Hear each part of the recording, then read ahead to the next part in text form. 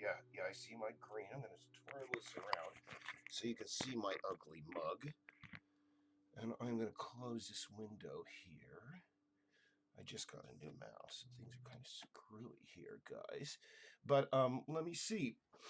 Okay. Number one, hello out there to everybody who's tuning in. It looks like we have 17 viewers at this time. That's pretty cool. Now, what I'm going to do here is get into the latest two builds that we have. And unfortunately, they sort of exist in two different, parallel universes right now. But let's see. While I'm booting this up, I'm going to while I'm bringing this up, I'm gonna go through your questions here and see if there are any that I can answer. And of course, this is what I'm here for more than anything, is to answer any of you guys' questions. I'm not a very good dancer, but I'll dance like a monkey. If it comes to that, to entertain you for at least like 30 minutes to keep you guys around. But anyway, hopefully it won't come to that. Let me get that open here. Let's see, old build. What I'm going to do first is I'm going to show off the version. I'm pretty sure that you can all hear me because I see my green. You guys can hear me, right? Well, there's such a delay. Let me see if there are any. Jeff, hello, the concept. Oh, cool. Hello to everybody. All right, I'm gonna let's see, open up this. Just give me a second, because what I want to do first off is show off the new render stack we're using, and I was able to get a little bit of tweaking in on the biomes, but not much. But I just wanted to do a quick walkabout and show you how much visually the game has improved just over the last week. But let's see here. Play. And it's got to take a second to start up, at which point I believe I can just grab OBS and yeah, actually it's starting. Give me a second. Let me grab OBS and bring this over to the other window so that I can, let's see, window capture. I'm going to go with, let's see, window captured. And it's going to be Peace Island 5. There we go. Okay. Let's see. That's coming across, right? I'm going to just see here. Hopefully. Yes, it is, but it's very small. Let me resize this. Thank you for everybody's patience. What I'm going to have to do is shrink this down. I use this absurdly large monitor, very wide monitor. And so, I'm just going to put it down there. And I'm going to see if I can get rid of window capture. Yeah, get rid of that in the background. And get rid of my ugly face here so you can concentrate on the game. Now, again, this is, unfortunately, using the old curbs and everything. But the thing is we, if anybody was following us yesterday on Twitter and other social media, we were able to integrate a new lighting pack, post-processing stack, and it just made everything look so gorgeous. I wanted to give you an example, just show you guys, really. The fog, it gets a little bit hazy with these new settings, but we're going to work on that. Now, let's see here. What I want to do is I want to get us up to, let's see there, Zach. Actually, he was right around the corner from her. Oh, yeah, I was going to show you. What I've started doing is, number one, I'm sorry about that. That's a bad example here, but we're going to have a heck of a lot less overlap of this sort of greenery into the roads and less of this sort of hanging stuff. If you notice, for example, right here, I have this bad habit. We have a little bit of space there between the grass and the ground. We're isolating that. And also we're adding this like roadside biome here. That's going to make the world, I mean, after I've added it, it just makes it seem so much more like the islands out there because, well, it's, the way nature builds. Anyway, let's see here. And I want to get us to a nice place with a great view. Let's see here. Oh my goodness, it stopped. Hold on, guys. Video stopped. Shit. Sorry, guys. Pardon my French. Poo. Let me see. Maybe it just doesn't like this running at this very high rate. I'm sorry, guys. Give me a moment. I've never encountered this before. It's basically saying, no, I don't want to play. Here. And that's very odd. Just give me a second, guys. I'm very sorry. I'm going to remove and see if I can bring it in again. Sorry. Display capture. I'm just going to capture the... there we go. There we are, guys. I'm very sorry. Thank you for your patience. Let me see here, man. I've really got to adjust this new mouse. There we go. And scale it up so we have a nice, good screen. There we are. Okay. But anyway, thank you. I'm figuring you can still. Yeah, I can see here. You can still hear me. You can see here that it looks a heck of a lot better, and I'm gonna have to show you guys what you couldn't see before due to the dropped video. Oh, it dropped it again. No, it didn't. It is moving. Great. Thank you.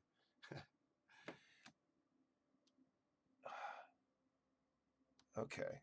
Just giving me this constant warning about keyframes. But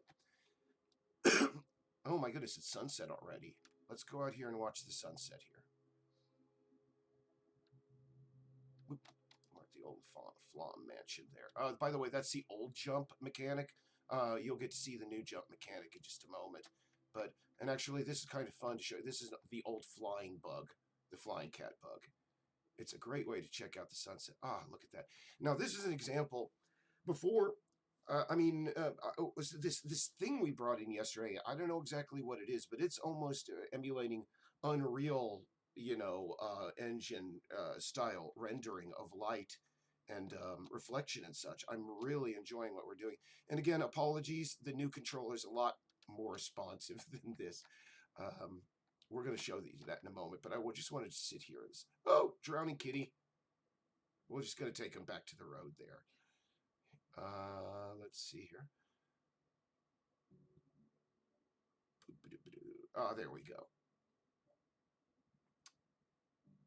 I mean, look at those colors. It was nowhere. But we do have the matrix sky mess. Well, that is a bug that hits us at sunset. Hey. But only for some reason over there. Look at that. Weird. It's like, I don't even know what that is. Oh, wow. It just goes to show you always have bugs to work on. I'm just going to take us over here where we can look at the sunset and not look at the bug. There we are. There we are. Beautiful sunset. Yes. Now, I'm going to take a look over here and see if we have any questions. And then I'll tab out of there so I can move that window. Okay. Yeah. Let's see here. Okay. You say you can't hear anything. Oh, I mean, I have some of them. How's that? Anyway. Free screen is quite nice. Okay, I'm going to scroll up here for a second and see if there was any questions. There's a question on the chat either whether we're going to support Nintendo and Switch Lite. Here's the thing. All of that sort of stuff is sort of still under negotiation. And by the way, as I tell you this, you can see the matrix sky sort of fading in as night falls here. That's still, and look at that. It's even being reflected by the ocean. Wacky. But anyway, the platforms that we are going to be coming out with after the Mac and PC release is sort of still under negotiation. It's not been decided because, to be quite frank, both us, the development team here, and all the publishers are really intent on getting the beta done, getting a nice beta, and then everybody can decide about, do you guys want to have this on your system? Can we find a publisher that can bring us to there? I mean, all of this. Oh, wow. Can I just say, as far as a bug goes, I want to say that's one of the nicer bugs that I've encountered, because it actually like reflects on the ocean there. That's kind of wacky. But I'm going to get out of this really quick here and just exit out, because I don't want to be showing off our bugs all evening. Let's see here. There we go. I'm going to bring my ugly mug back up on the screen so we can, where am I? Video capture. Excuse me. Huh. I think I may have just brought it off screen. Hold on. Video capture. Give me one moment, guys. Remove. And now we go. Video capture device. Thank you for you guys' patience. There we go. Now you're going to be regretting that I was successful, but here we go. Okay. And let me see if I can move this background screen into place. And what I'm going to do, and instead of having just this going, I'm going to put up the new version, the new build, which we will take a look at later. But all those are under negotiation at the point, because rather than get ahead of ourselves and talk about who might be publishing it and who might not be publishing it, we're just on various platforms. We're keeping our eye on the ball of getting it on the PC and the Mac first. So trust me, it will be coming to consoles, but we have no concrete data on that currently. Let me see. I'm going to open it for some reason. It did not open. Let's see. There we go. I'm going to scroll down. But don't tell me the screen is. Oh, no, it is good. I constantly see these things about the screen freezing, which it does constantly. Okay. Let's see. Backgrounds are being that. Yeah, thank you. Will be on Nintendo Switch and Nintendo Lite. Well, I believe I answered that question already. Unfortunately, that is something that I mean, if we find a publisher or we ourselves can independently publish it to the Nintendo Switch, yes, definitely. But again, we're sort of keeping our eye on the ball. And I'm going to turn on my overhead light for a moment, because I'm noticing that my ambient lighting is casting everything in somewhat of a blue thing over there. I'm looking kind of pale and purple. So let me see. We're going to play the new version. Now, this one here, by the way, will have a little bit of our new interaction in it that we were able to get in. And what languages? Oh, goodness, we got a heck of a lot. Oh, how easy will this game to be mod? TBD. I'm not. Let's put a pin in that, as they say.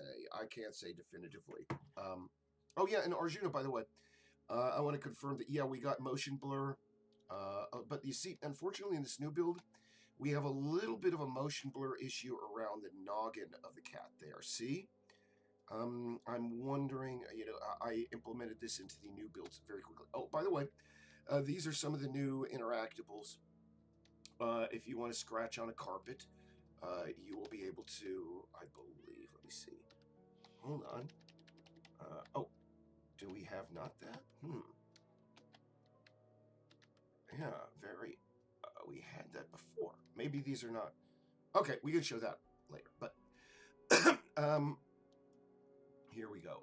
This is our improved jumping reticule, and still you'll be, well, those walls unfortunately still don't have colliders in them. Those are being worked on, but you'll still be able to jump on top of walls and such.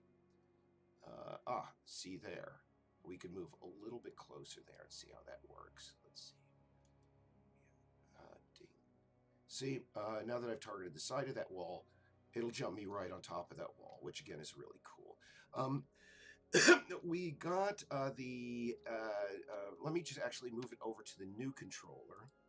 I didn't have time to put furs on the new cats with the new controller. That's why it didn't interact, by the way, guys. You see here? Now you're going to be able to scratch on carpeting. There are going to be, let me see, food. Yeah, right here. It's kind of hidden by there. But say, for example, we got the eat and drink actions. And see, we can zoom in there a little bit. Yeah, see, it'll crouch down and eat and drink and such. And we got one more here, which is a vertical scratcher. And I don't know, do we have one up here? High, inland, as far inland? I don't think so. Maybe we'll go back over to Sue. Yeah, there we go. There we have a scratching post. Now see here? Now we got scratching posts as well. And here's another thing that we finally got in. Now this is not showing off exactly what cat vision will look like in the game. This is just showing off the functionality of the switch. Now notice when I go into the cat switch, when I switch into between sneak mode here and walk mode, the depth of field shifts. That is just to show we got the camera switch going, and you see here this is lacking the new biomes, by the way. That's why we have so much overlap over the roads, and we have little glitches like this, like a stump right in the middle of Greenwood Gardens here, the old amusement park north of town. But let's see. We also have a refined hunting mechanism. You see, we got our reticule there, but we're going to have to go downtown and find some butterflies to hunt, maybe in just a moment. Let's see here. Just going to tab over to... He's right downtown there, right? Oh, no, he's still way over there, and we want that guy, right? Yeah. These guys can't fly, so we're going to have to run.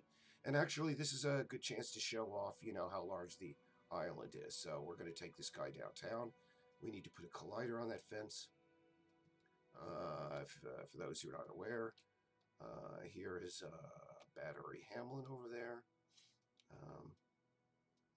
And we're going to take sort of the scenic view because we're going by Ellison Farms here. I'm going to see if there are any questions here. Oh, so many questions. Let's see. Yeah, thank you, Arjun. I figured it out. Yeah, I'm sorry. My mind. Let me tell you, today's been sort of crazy. Not to get. I'm going to Grandpa Simpson for a moment and just tell you, it's been a weird day to have one of these live casts because here in Maine we're having this situation where it's the doldrums of winter and just about everybody is sick. And I don't know. I banged my arm, so I've just been this mass of pain and fatigue all day. But I'm trying to keep my sunny side up here.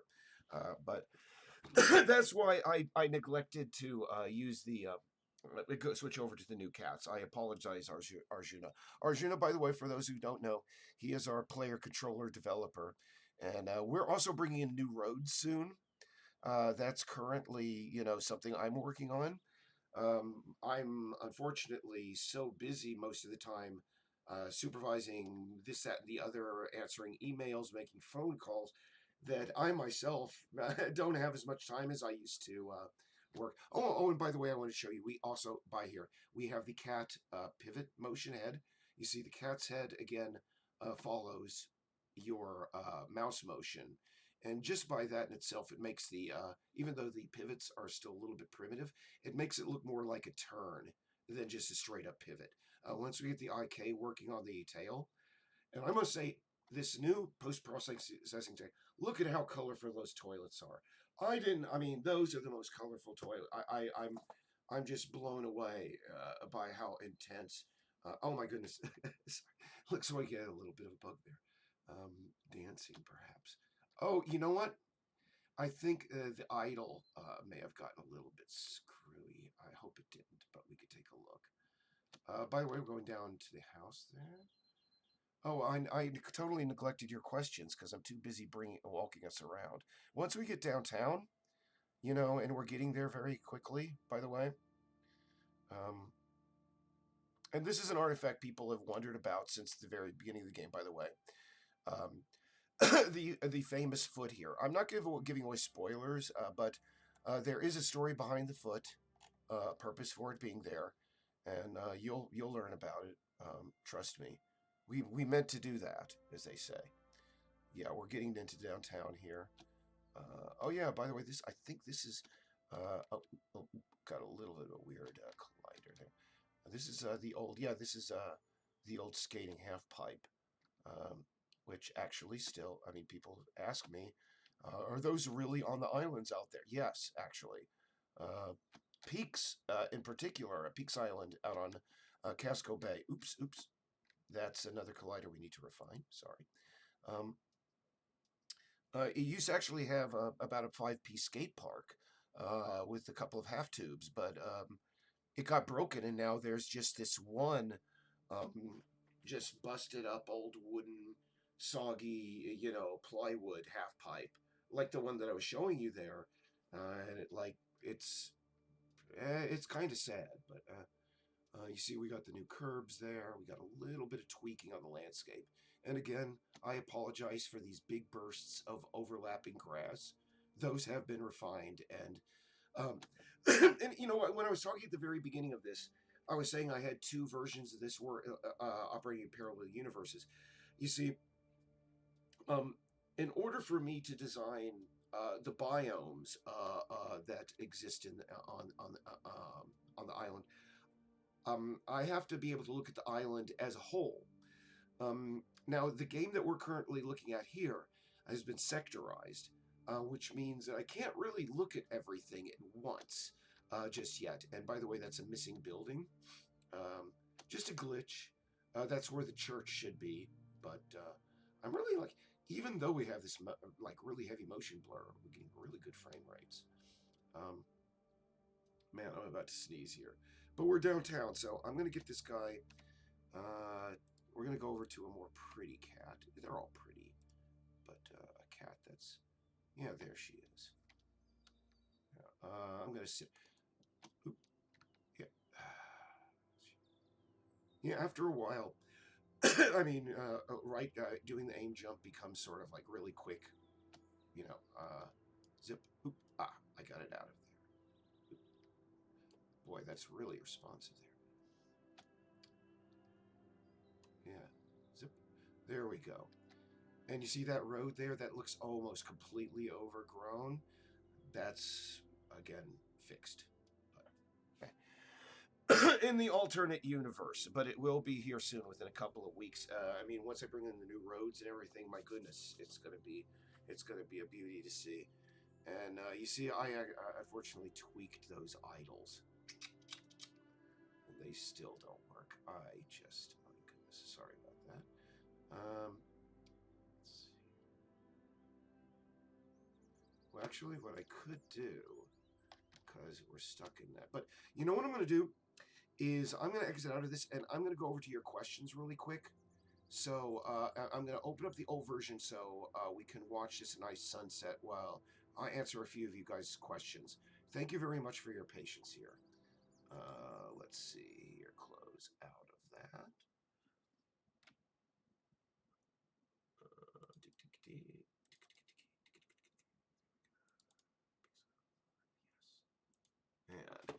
And so yeah, that's going to start up in just a moment. So I'm going to go all the way back and start answering questions like I said I was going to be doing about an hour ago. I'm very sorry, guys. Let's see. Mic is very low. Very sorry. I will move that up. Yeah. I was going... Okay. Now I'm in the yellow. I'll bring it down just a bit. We'll find a happy medium. And we also have a little bit of music coming in from the build there. And I'm going to minimize this window so you can see the kitty cat sitting there. Lizzie doing her thing there downtown while we answer questions here. Now, let's see here.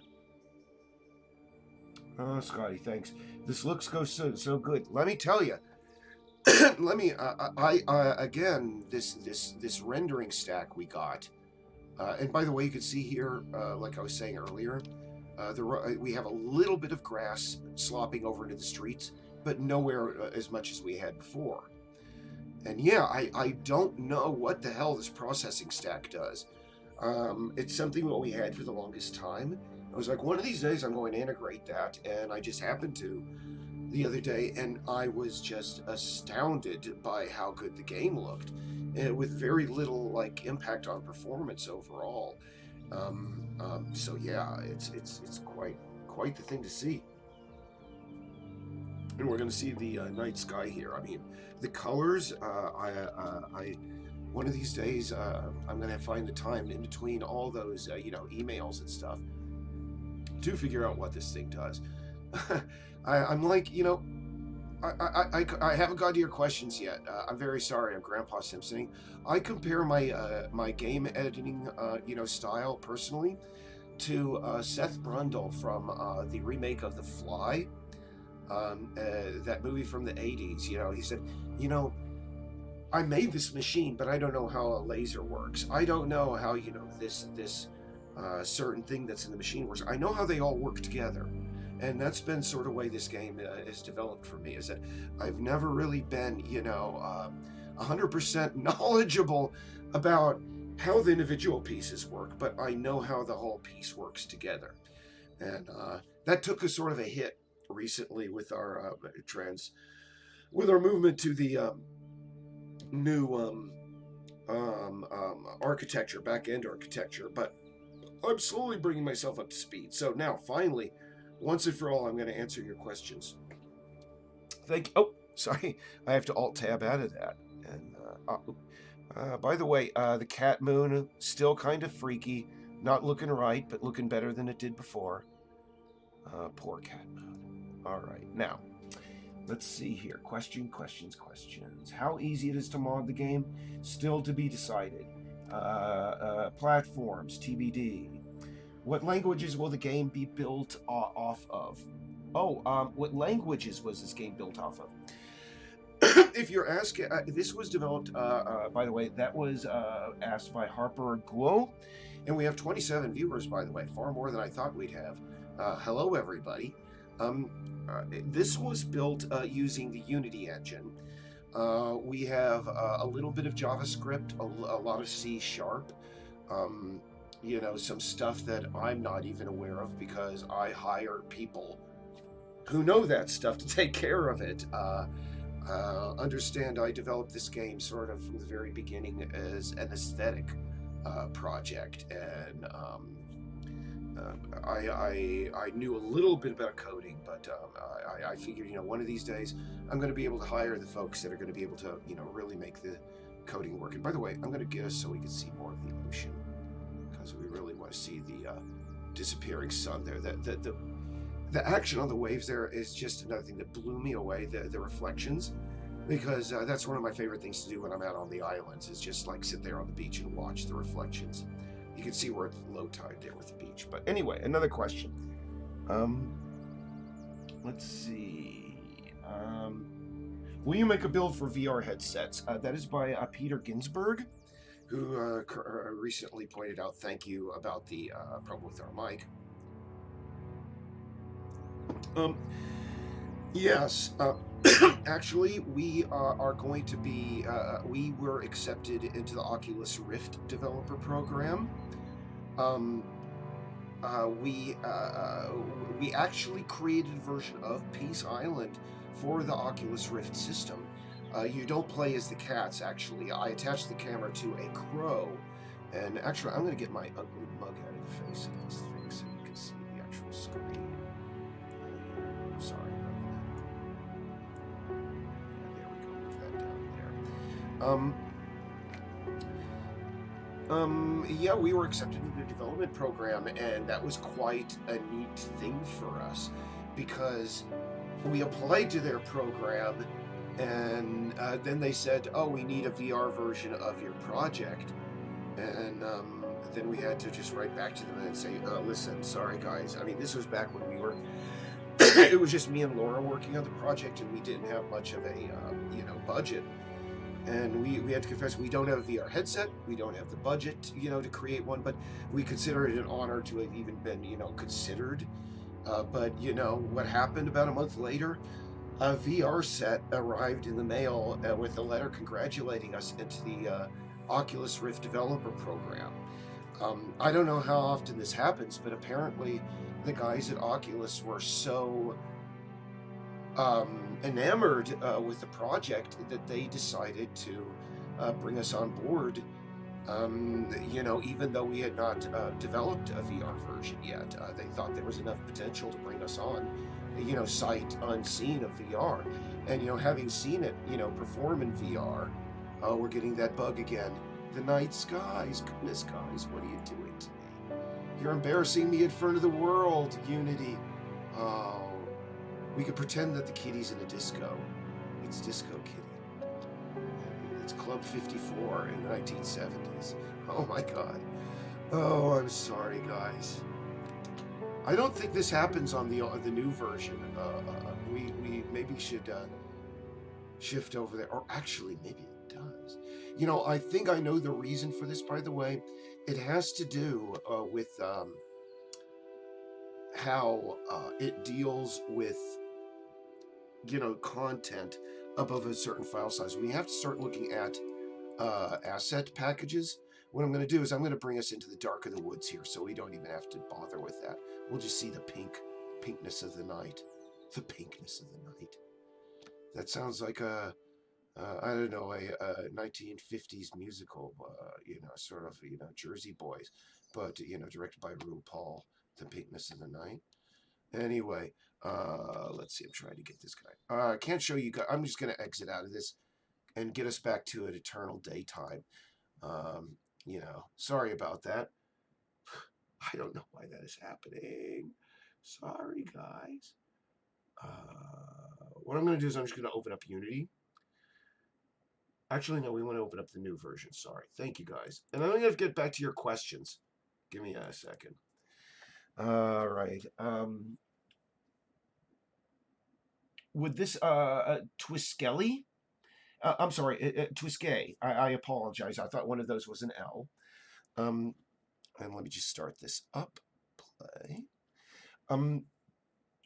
Would this ever be a multiplayer game?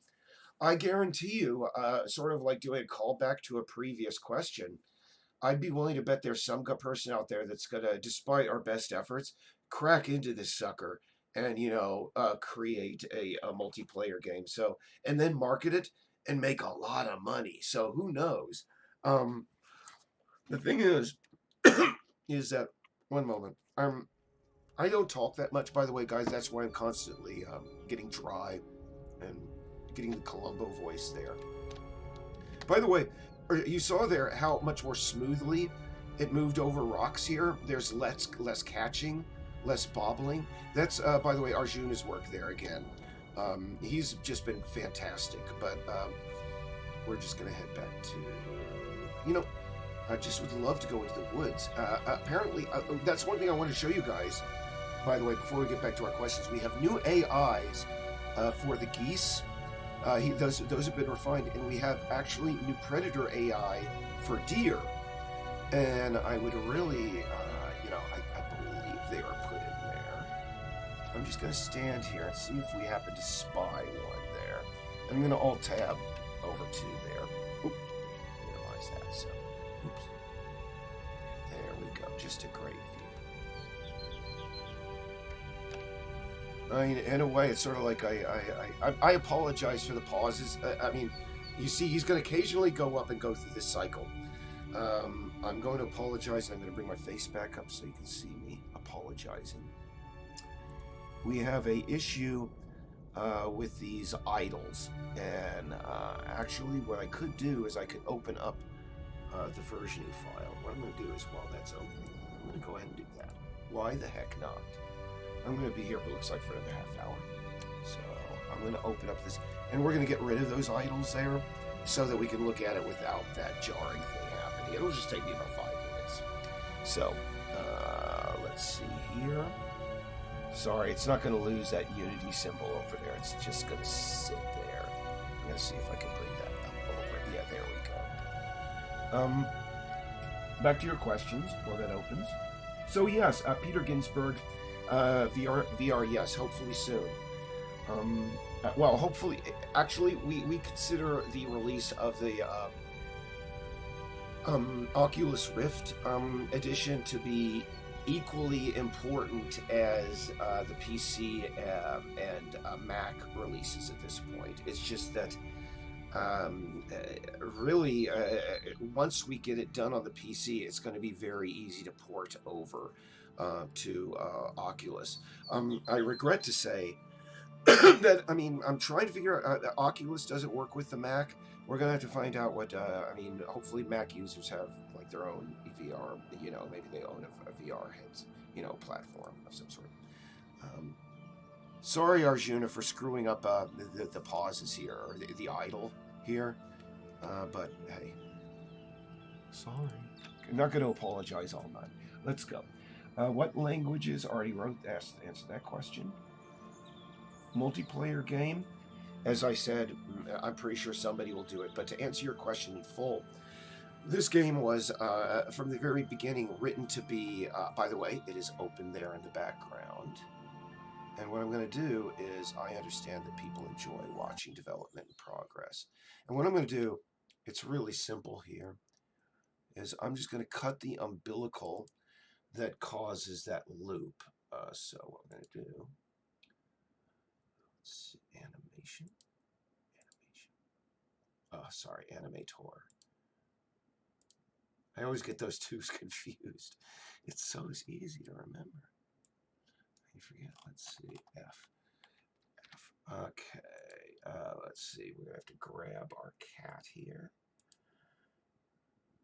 Boy. Yep. Oh, and let me answer another question before I go off on this. Maybe I could. Peace on Dove. I'd like to see more modding. Yeah.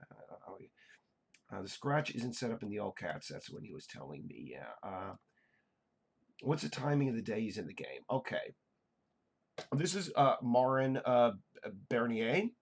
Hopefully you're still out there. Thank you for your patience. Let me just grab this cat here because they all grab the same. And I'm just going to grab that guy there, that bad boy.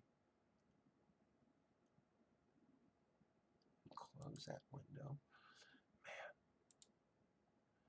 Man. Okay, basic run wall pivot. Basic idle. Yeah, what I'm going to do is I'm going to grab... Oh, geez, sorry, guys. This is the way it always goes. Build setting. You're going to see the excellent, exciting back end of how this stuff takes care, as does to be done work offline. Yeah, I just have to do a little bit of severing. Okay. All right, now, I got to close these guys and get that down there. Now, I got to grab that. Nope, wrong one. Grab that, sit idle. And now that I have that,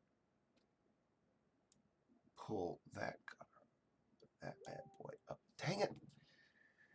This new mouse, guys, thank you for your patience. Just give me one moment.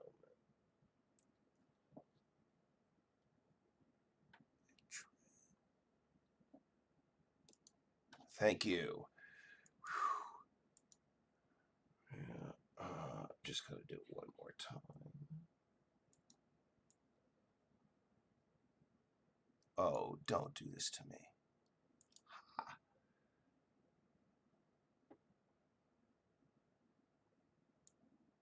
By the way, guys, I one of the reasons that my hand is just so bad at this is that I, unfortunately, as a result of just like nonstop development, I now have severe carpal tunnel syndrome. So what I'm going to do, this isn't going to save. This is going to, I'm just going to do, like I said, I'm going to cut that umbilical so that it doesn't even do that anymore. It's just going to stay there when it needs to go into there. And yeah, get rid of all of these. Arjuna, I'm not destroying your work. I'm working offline. So anyway, that's taken care of. And now we can go to our game. Yeah, I'm anyway, going back to what I was talking about my hand. Um more than likely going to have to start getting cortisol shots or something because really, um, yeah, it's starting to impact development, and I mean, sometimes I sort of dread, uh, yeah, doing fine, surgical work on the game, but it's got to get done. But again, I'm trying to set up an appointment with the doctor to see about that. But anyway, that's one of the dangers of video games. So pardon me. And the longer I work with the mouse, the more it hurts. So I apologize. Hopefully, we're going to be fine here. So anyway, um, I'm going to go back to your questions. I'm supposing guys can still hear me, correct? Hmm.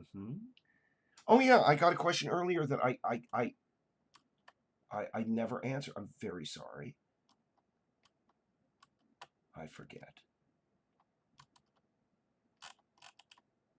Let's switch. Oculus Rift. Oh, side quests. Yeah. Jeez, I apologize if I missed people's.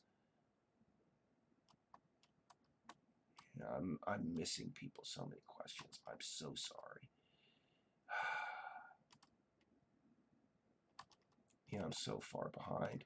And this is just like a reminder. Why aren't you? Like, you should have. Here we go. Now we get a slightly slower response inside of the editor, but it still looks really good. So I'm just going to take this guy out there. And yeah, see, if you, in this sort of situation, oops, you want to like avoid getting wet, yeah, you can just target jump up there. So yeah, I apologize for that. So let me just Alt-Tab over. Okay, now questions. Oh yeah, Marin Bernier, thank you very much for your patience. Right now, I am hoping to use a 38-minute night cycle and a 38-minute day cycle. So all told, like every 76 minutes would be a full 24 hours within the game world. But that may alter and change as once we get into playtesting. There are some things that may change. Some ideas or some thoughts of. So right now, I'd say currently it's a 76-minute, 24-hour cycle, and each day is 38 minutes, and each night is 38 minutes. I could go into that settings of this and actually set it so the days and nights are literally forever. And you can see our new seagulls. Richard, our AI guy, he created a new AI for those. I just love seeing those kind of all that stuff moving around. But anyway, back to questions.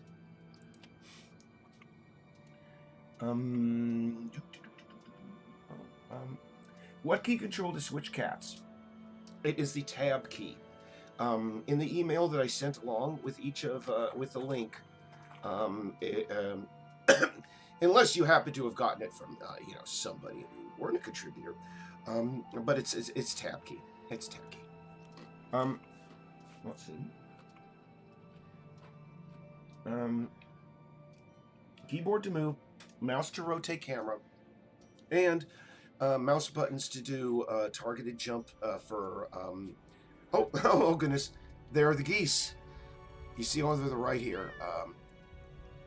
You see the geese? They seem to be having a little bit of a collider issue, but oh my goodness, I'm now being. I'm going to get surrounded by geese here. In fact, let's watch and make that happen, because watching these geese just like come around and actually surround the cat is just it's kind of neat to see, because Richard did a great job at programming just that. We're going to let that go while we answer another question. Well, thank you, Mystic Gamer. The roads have been crazy here, like very difficult ice too. That is one thing I am so glad I have not driven a car in 20 years. Oh, there they come. Oh. Are they? Ah, there he is. Yeah, it took a second to register and go into straight up standing mode, it looks like. Hold on. Oh, yep. Yeah, see how they corral him in? He almost can't move. I mean, that's damn geese. Come on. Dang it. Get away from me. I don't care about you, white cat. I have to run from geese. Oh man, and the thing is, those geese, they're like the Terminator, man.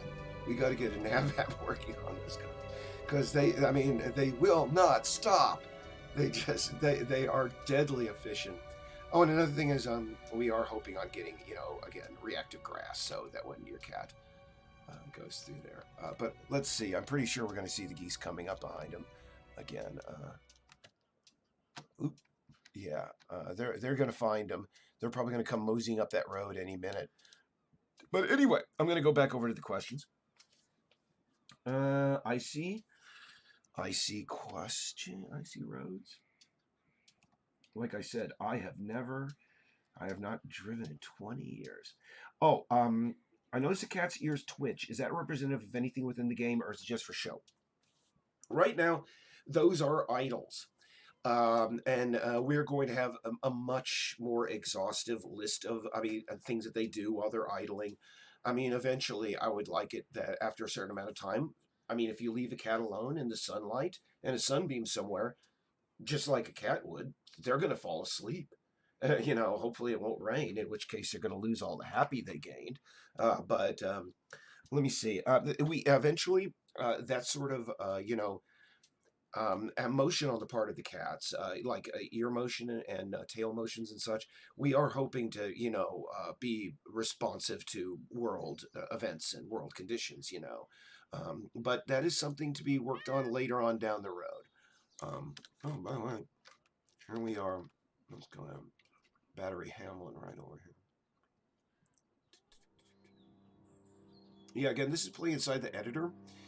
Inside the, when it's exported, it plays much more smoothly. In fact, maybe I should do that right now, but yeah, it takes about 5 minutes. Let's see here. I really have to adjust those big purple plants, but let's see. Questions. Will I have objectives or quests? Of course. That is... of course, for an open world video adventure game, this from the very start has been designed to be an adventure game, and there are going to be quests. And I believe later on somebody asked about side quests. Absolutely, there are going to be side quests and quests. We have a heck of a lot of stuff just in a writer's Bible. All the stuff that these cats are going to have to do.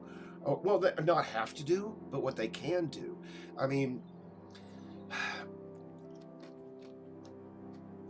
People have told me, if you can't say anything nice about another game developer, don't say anything nice at all. So I'm not going to name any names, but even though there's been a resurgence in single-player story-driven stuff, it's been painfully linear. A lot of it has been painfully linear, and we're hoping on breaking that and going back to, I don't know how many people here, if you haven't played it, go back and play the original Fallout and Fallout 2. If you played Fallout 3 and Fallout 4 and are like, nah, I don't want to go into that pool again, trust me, Fallout 1 and 2 are completely, I'm going to zoom in here, completely different animal than Fallout 3 and 4. They had an excellent dialogue and story system in there, and we want it so that this will have replayability. Again, if you read the story teaser, you will decide whether the humans come back or not, and maybe you played it all the way through once and you want to play it again to see, what if I make a different decision, or play different quests in a different manner. And yeah, we want that sort of old style Fallout 1 and 2 sort of story and interactivity. And Laura and I were talking about in recent days about how we would like the game to change physically. I mean, the game world to change physically as you progress through the story.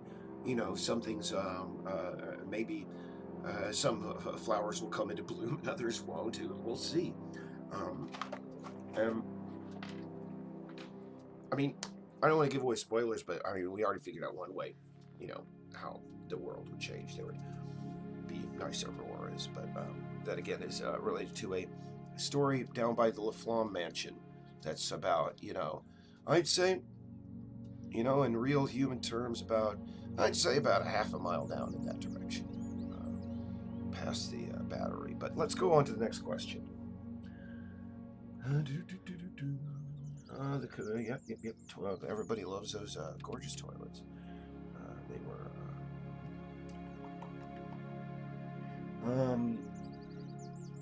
Corrections well maintained. Thank you. Yeah. Arjuna, this isn't so much a question, but he points out the main town aesthetic. And we're going to be making it far more of that main aesthetic into it going forward because one of the things I've discovered as I'm going around the game world and doing these biomes is I'm seeing just so much landscaping that needs to change. And, you know, paths in the forest here in Maine, people put logs, you know, stacked along the sides of the forest in various ways.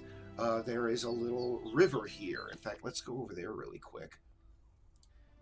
And in the woodlands here in Maine, usually people, you know, there are these very particular kind of like little wooden paths or bridges they build across these little streams. I'd like to have those. Yeah, you see here where it's dealing with a lot of foliage. It's getting a little bit jiggy there. Yeah, okay. Let's see. Sorry about this. He's in the middle of the lake. That's where he is. Oh goodness. Oh goodness. He's just way down there. He's under. We are eventually going to get those nav maps in that prevent the cats from going into the water. I apologize for that. Screw it. Let's see here. Yeah, it's way past the wetlands over there. There are times where I wish I could still fly as a cat. And I think we should really write that in just as a developer's tool. I mean, it just gets you around the island so quickly to be able to just jump, and there you are. But yeah, here we are in another just wilderness of cattails. We're very close. No, we're not. You know what? We're just going to move on and let this. Just get this guy over here. Let's see. And go on to the next question. So.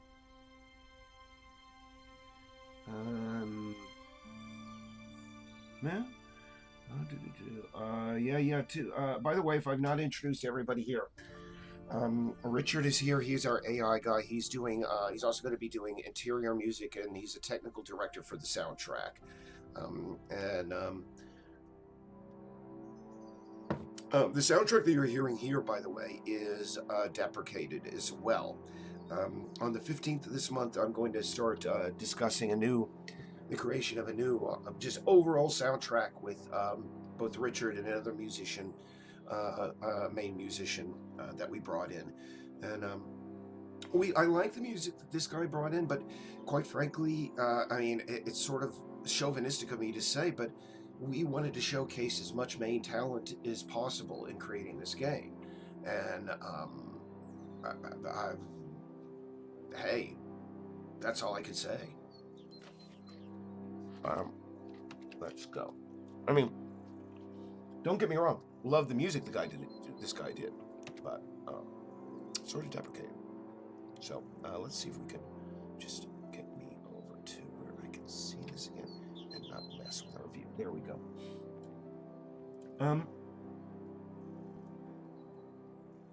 Yeah. Yep. The run Can I just say, when we also added the motion blur here, the run started looking a little bit more natural. The speeds of the run and the walk do need to be tweaked, and here's the thing: is I think I say this in every live cast that I've ever run. Um, when you're developing a game like this, is a game. It's weird. You wake up in the morning, you sit behind your desk after about an hour of wake up and just watching cool videos and just getting your brain, and then you blink your eyes 3 times, and it's 11 p.m. and you got to go to bed. I mean, it just passes so quickly. There's just, I mean, a list of stuff that I got to take care of, and no matter what I do, it just gets longer every day. But you know, it's the life that I signed up for, and it beats making sandwiches. Um, and heck, I can. I have no complaints about the job, other than that it's just like, wow, just every little thing that you work on, in creating a game like this, oh, we're down to 24, by the way. We've lost a lot of people. They got sick of waiting for the questions to be answered.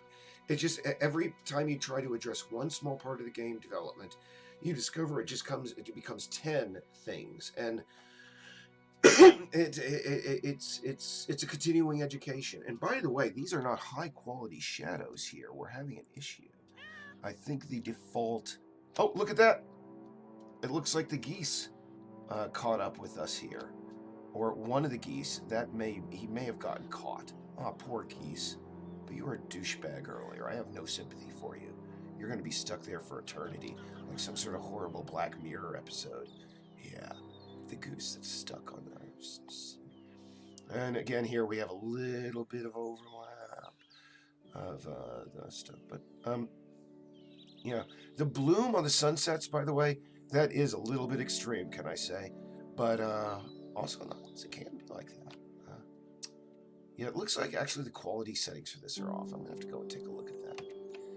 I'm just gonna pause that and see if I have any questions here. Oh, hey, Tater Salad, I remember you. Oh, Ramaray, I believe that's how I pronounce your name. Are the cats' names able to be changed? Unfortunately not. And, while some people really don't like that, I mean, I understand that, there's been a great emphasis placed upon, character customization and being able to change the names of characters and such. And, while I understand the appeal of that, um, these cats were written with certain personalities and such. And if we change those things, I mean, would Harry Potter be the same character if you had been able to just go in and change his name? I'm just going to open up the old file here for a second so we can just zip around the island. I just want to show you guys what the island is like. So I'm just going to close this. I'm going to say don't save because that is just a work thing. But maybe if we are privileged enough to get this game done, and we are privileged, and the response is good enough, and people like the game to the point that they're like, "Hey, you want to do a sequel?" Yes, definitely, we will be including more, interactable things like that, more customizable things like that, like the ability to look like to change what like the main character cat would look like, and maybe perhaps name the cats as you go through. Um, so, but from the thing is when we approached this game again. With a particular set of characters in mind and a particular set of names and a particular look for all the cats, and maybe again, if we're lucky enough to make a sequel for this in the future, we will include that. So let's see, will it be download only? You know, here's the thing. I would like it to be download only because there's enough I think how many billions of unused discs are there in the world? I mean, to me, I got on the bandwagon of, I mean, I was so old fashioned one time I wouldn't even use Steam because I was like, if I can't go into a store and like, pick up the box and so on and so forth and look at the screenshots on the back, what? But then, it just hit me, each one of those boxes is plastic that's going to last forever, et cetera, et cetera. Um, maybe we'll include a hard copy, um, you know, version. That's TBD. But personally, I think the less stuff in the world, the better these days. We're drowning in it. But well, I don't want to go off on an environmental rant here, so I'm just gonna go. Let me see. Um, KJ rules. I like how the water moves. So do I. The only thing is, I would like, as you can see, it's opening up here again. Unity. I would like it so that the waves were actually aligned on all sides of the coastline. Only when you're standing at a certain point do the waves actually come in, outward, inward like they would. The water solution that we're using right now isn't an ideal one. I'm thinking maybe sometime in the future we can find a better solution.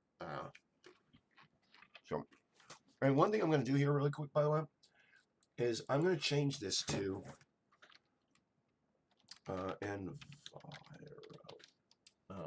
I'm going to change the length of the days here so that we can, watch the sunset a little bit slowly and don't have to worry about that weird glitch appearing in the sky. I'm definitely going to have to hit that. It wasn't doing that earlier today. I don't know.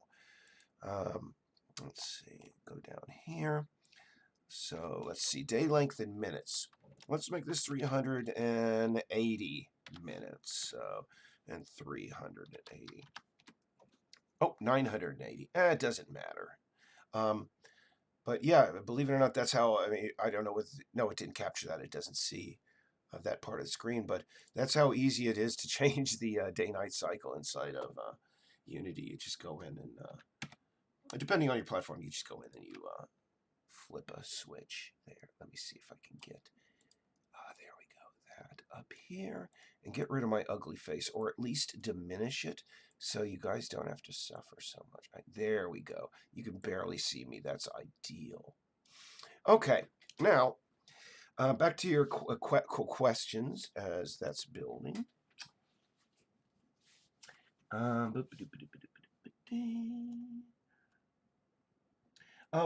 Peter Ginsburg asks, what video card am I using? I should know this. I'll be right back. I am using oh goodness, an AMD.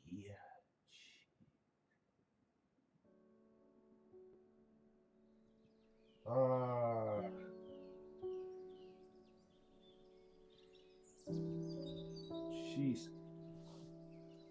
I can go into my system settings and tell you. That would probably be the easiest way of doing it.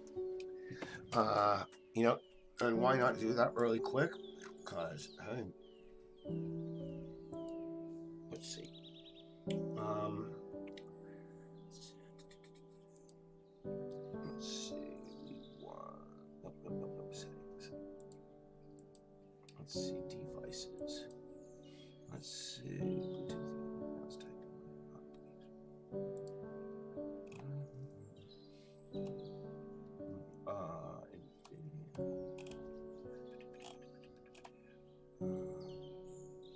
Display settings. There we go.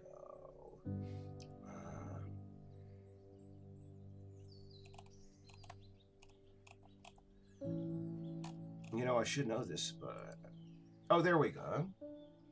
Let's see. It's a RTX 2070. That's what it says here. Hopefully that was informative. And let's see. Let's go to the. We start another kicks. Girl of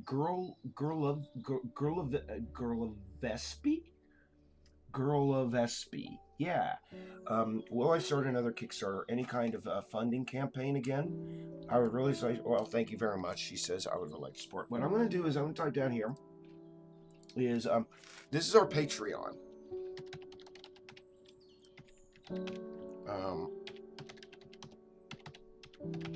It's over there in the chat.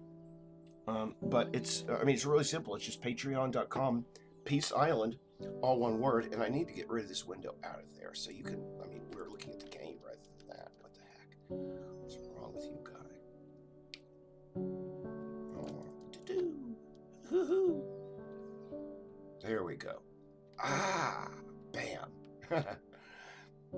Again, sometimes it's just gonna miss you, flying cat.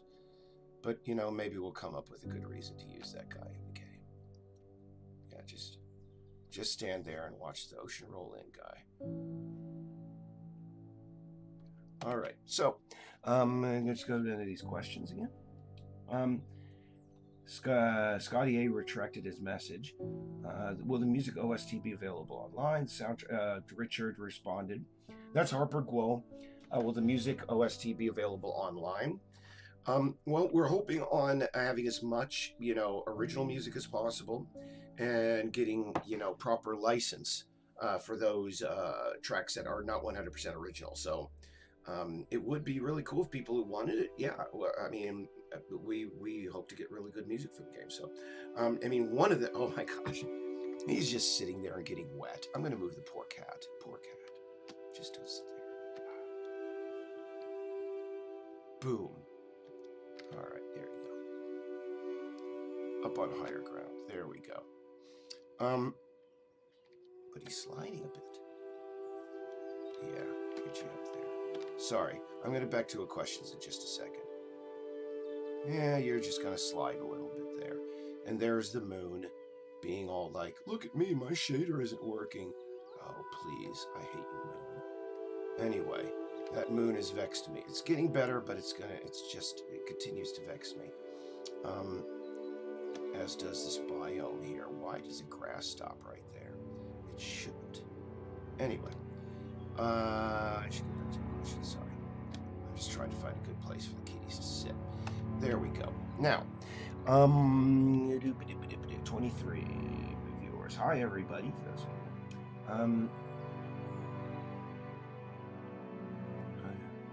Wouldn't doubt Brett Dunham that, you know, one of the people from August, you know, just, heck. Cats are quite popular creatures. Hi, Faith Dodge. It's all cool. Let's see, VR builds. Oh, yeah. Peter Ginsburg. I know Unity does have a VR build. Yeah, I could just flick a few switches, but again,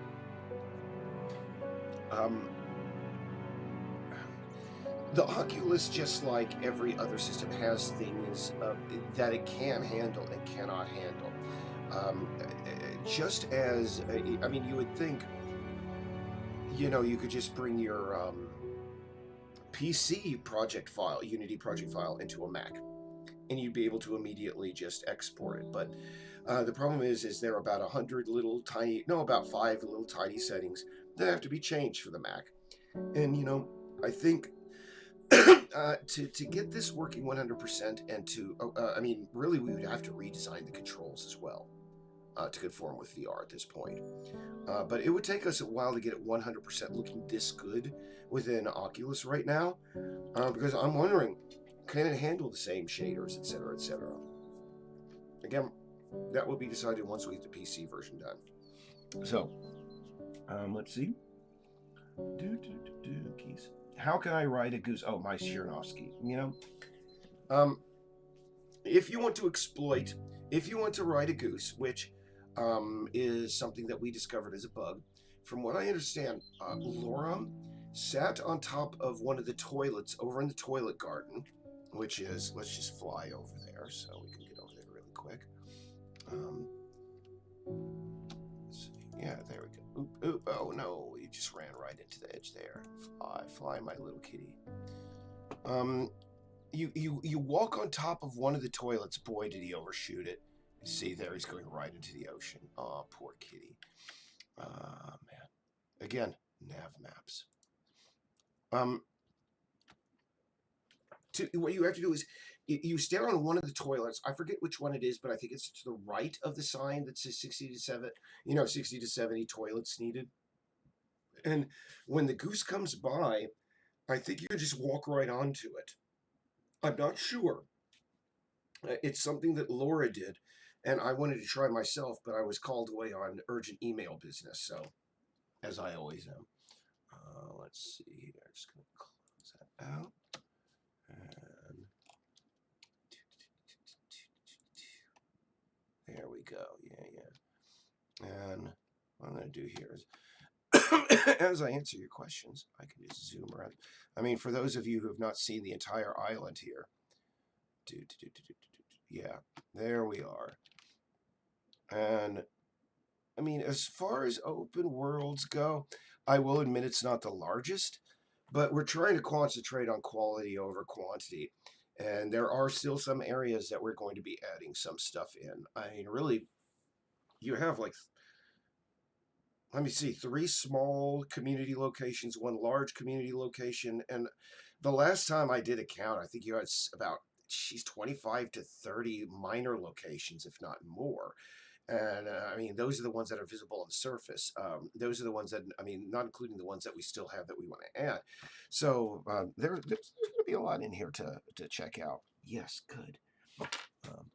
The stupid switch fell off my mouse. I was wondering why it was there. Let's see. Is Peace Island going to have side quests? Yes. Okay.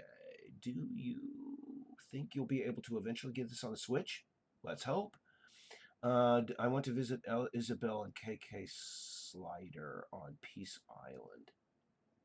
Oh, okay. KK. Oh, okay. Sure. Why not? That would be kind of cool. I mean, actually, we'll have to discuss that tomorrow, Scotty. Yeah. Sorry if you don't know what we're talking about. Scotty Arsenal is an animator and a illustrator that's worked on the project, and he's done a lot of stuff for the project. And he does an online strip called Commander Kitty. And more on that. Let's see. Will it have different seasons? This takes place in early autumn. And because really, in my opinion, that's when Peaks Island gets really, really nice. And in fact, all the islands. I mean, really, that's when Maine really shines.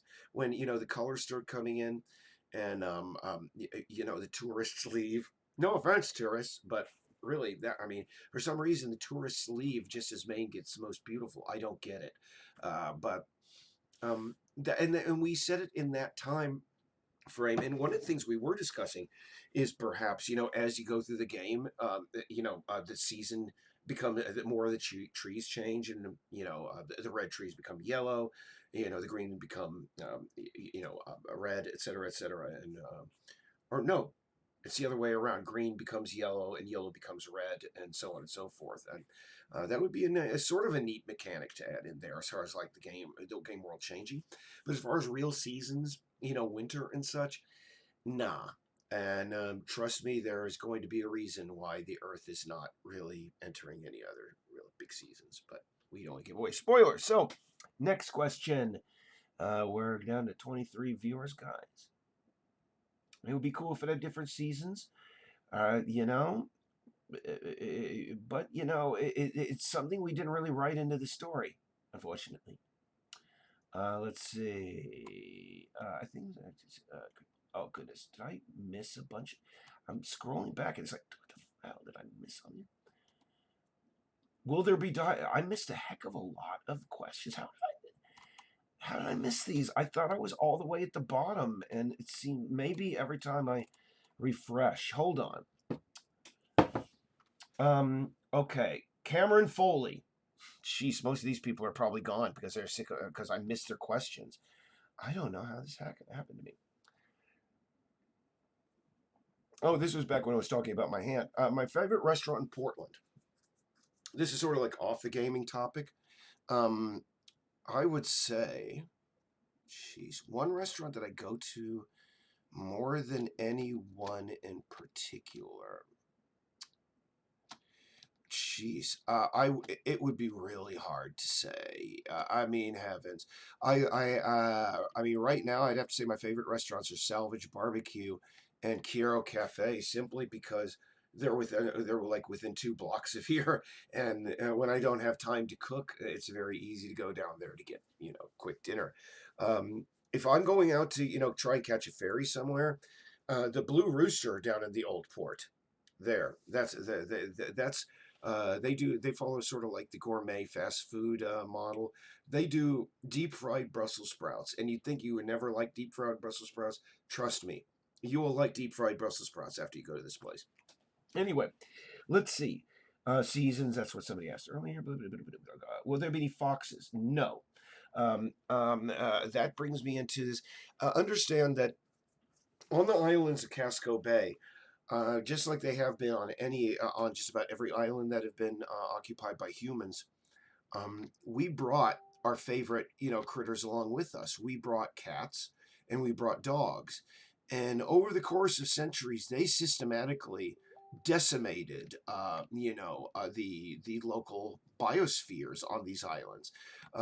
If you go out to Peaks Island, for example, today, I think the only indigenous creatures out there other than domestic dogs, are maybe a few muskrats. There are a few beavers, and there are some deer.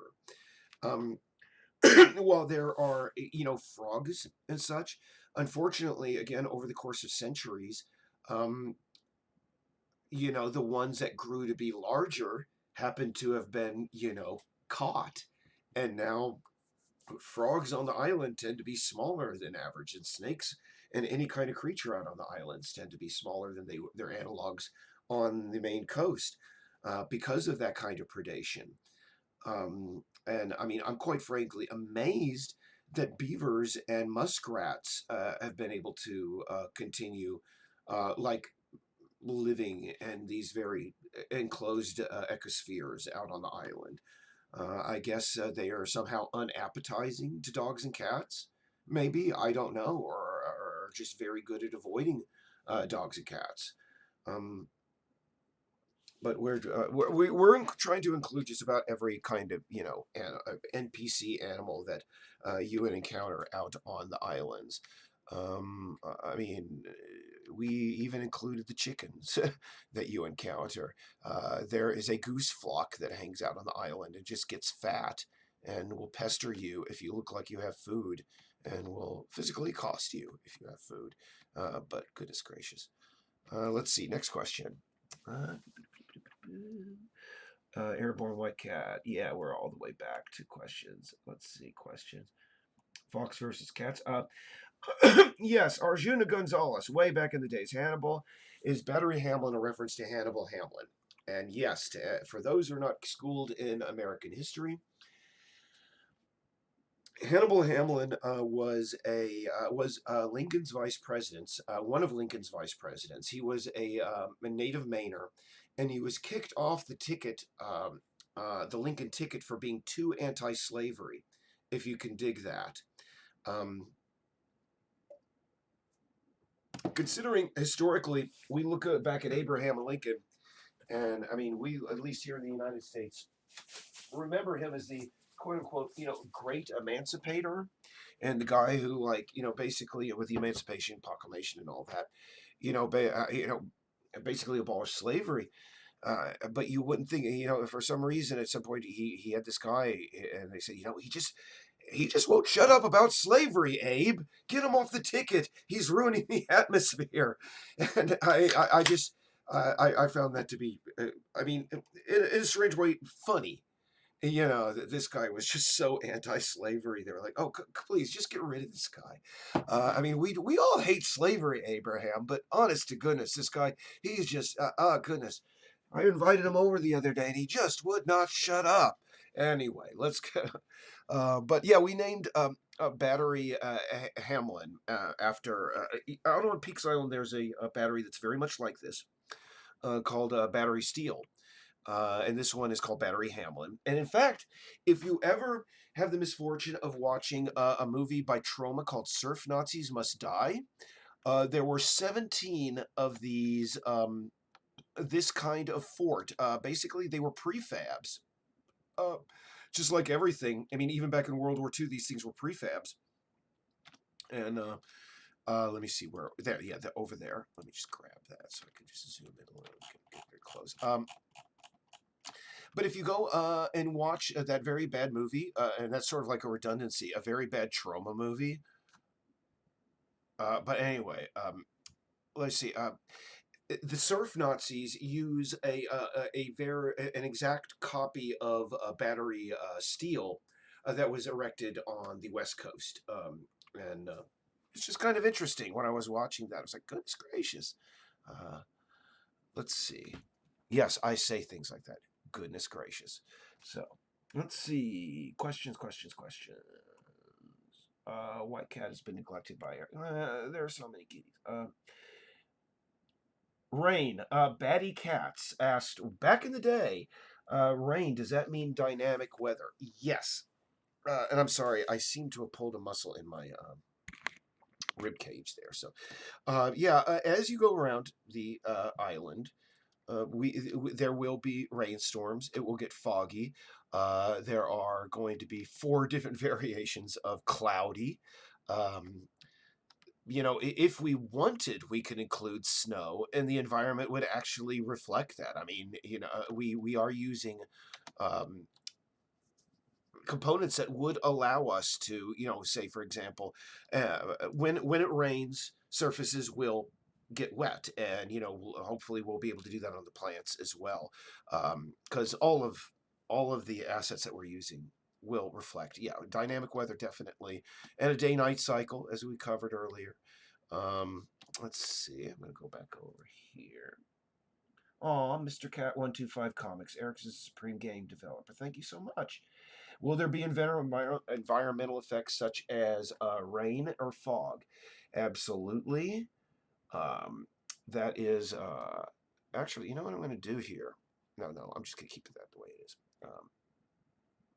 I was going to see if I could just bring this over, because I'm always having to, because of my bad eyesight. I'm going to see if I can just bring this over here and see if I can see it. No, I'm good. Sorry. I'm going to get to your questions in a second, guys.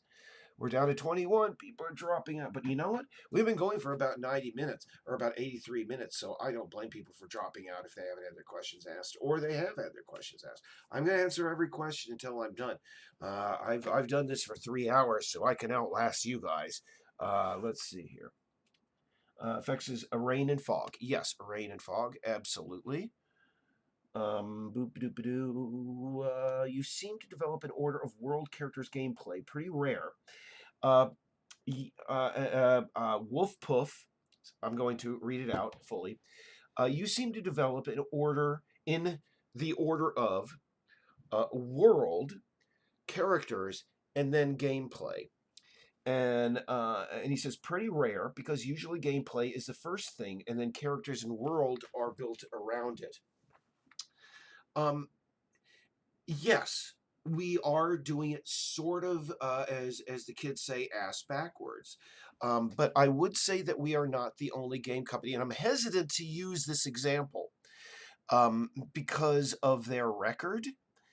But the Elder Scrolls series, if you've ever seen, they always are. They are very straight up. They start with the world that they are building, and see how things coalesce around that. Now, whatever you might say about Bethesda's customer service or like grasp of truthfulness, or their ability, to handle bugs and customer relations, they always created very compelling games via that method. Starting with the world and populating it and seeing what could happen here. Let's see what we can build there. So I would say that it is unorthodox, but I am not alone.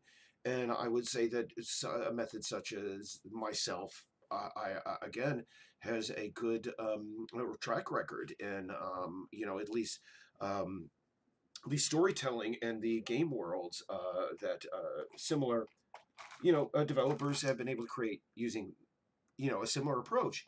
Now, also, can I tell you something? Is that mm, as somebody who works as primarily a visual developer, and I'm going to continue just sort of cruising around the world here while we talk. When I first got into Unity development, I got into it because I was amazed at how easy it was to just paint worlds with this utility. You could do things with this thing that I wanted to do with 3D Studio Max and other 3D platforms for like decades. And so I first approached it as, I used to be an illustrator and an animator. I approached it from the point of I want to create a game world that people want to be in, that's, interesting and um, reflects the things that make me go out to the islands out in Casco Bay, the hundreds of times that I've had. There's just a quality to being out there, and yeah, I wanted to tell a story. I wanted to make a compelling game, but I wanted to really, from the very beginning, relate just the good, just the nice, calm, feeling that you have out on an island like that. They have a particular kind of sound, a particular kind of light, because they're surrounded by water. And um, anyway, and anyway, to go back to that, when I got into Unity from that perspective as a visual developer, a visual designer, and I started learning, and this is no endorsement of Reddit, but I learned. I started first asking questions on the Unity 3D subreddit, and I was shocked at how many people were creating games that, to be quite frank, possibly could have had I thought had a possible future. But what these guys did is they focused basically entirely on the game mechanics and not a single second on how well the game looked. And as a result, the game was not able to get any, audience, any backing, any funding, any, buzz on the internet. I think that unfortunately, at least on the Reddit 3D, I'm sorry, Unity 3D dev community, the guys there really just, aside from the occasional beauty shot that somebody shares, they are more 100% interested in seeing, okay, let's see if I could create the 856th variation of this same dang physics puzzler. And because it requires the least amount of work. And, and I think, and to their credit, I will say the reason that these guys do this is because, as far as, the Venn diagram of mental abilities, um, there are very few people who can tread the worlds of both hard coding and visual, aesthetics. They just really don't, cross over that much. So you can expect, for the most part, very young, creators like there are on Reddit. Oh, and by the way, this is the cat moon. Sorry, and it's just there because that's where Unity puts it. But I don't know. I was kind of shocked by these guys on Reddit. Because they were like, "Oh, I created this game that, again, in my own estimation, could have been pretty good if they and they were getting absolutely nowhere because they went ahead, they rushed, they released it on the App Store. It looks like it was made by a guy who has no concept of color theory, has no concept of how things should look, and a heck of a lot of them cover that up by going, you know." What we're going to do is we're going to do a retro game, and we're going to do it with really low 8-bit graphics. Yeah, that's a shortcut by people who don't know much about aesthetics. Sorry, guys. But it just is. And from the very beginning, like I said, I approached creating this entire world from a visual standpoint, and understand. Uh, I've been a gamer. You can look at this guy and go, this guy, oh my goodness, he's this old guy and he's making a game for the first time. Well, understand, number one, I have worked on gaming projects before. I worked for Atari back in the day. I worked for New World Computing. And also on top of that, understand, I was a gamer. I've been a gamer now for 35 years. I think that's probably more years than most of the people that are going to be watching this have been alive. Um, I know. I mean, as I was putting this world together, trust me that I had in the back of my head, okay, we need these elements. We need this. We need that, that, and the other. This was built, yes, primarily from the very beginning, visually.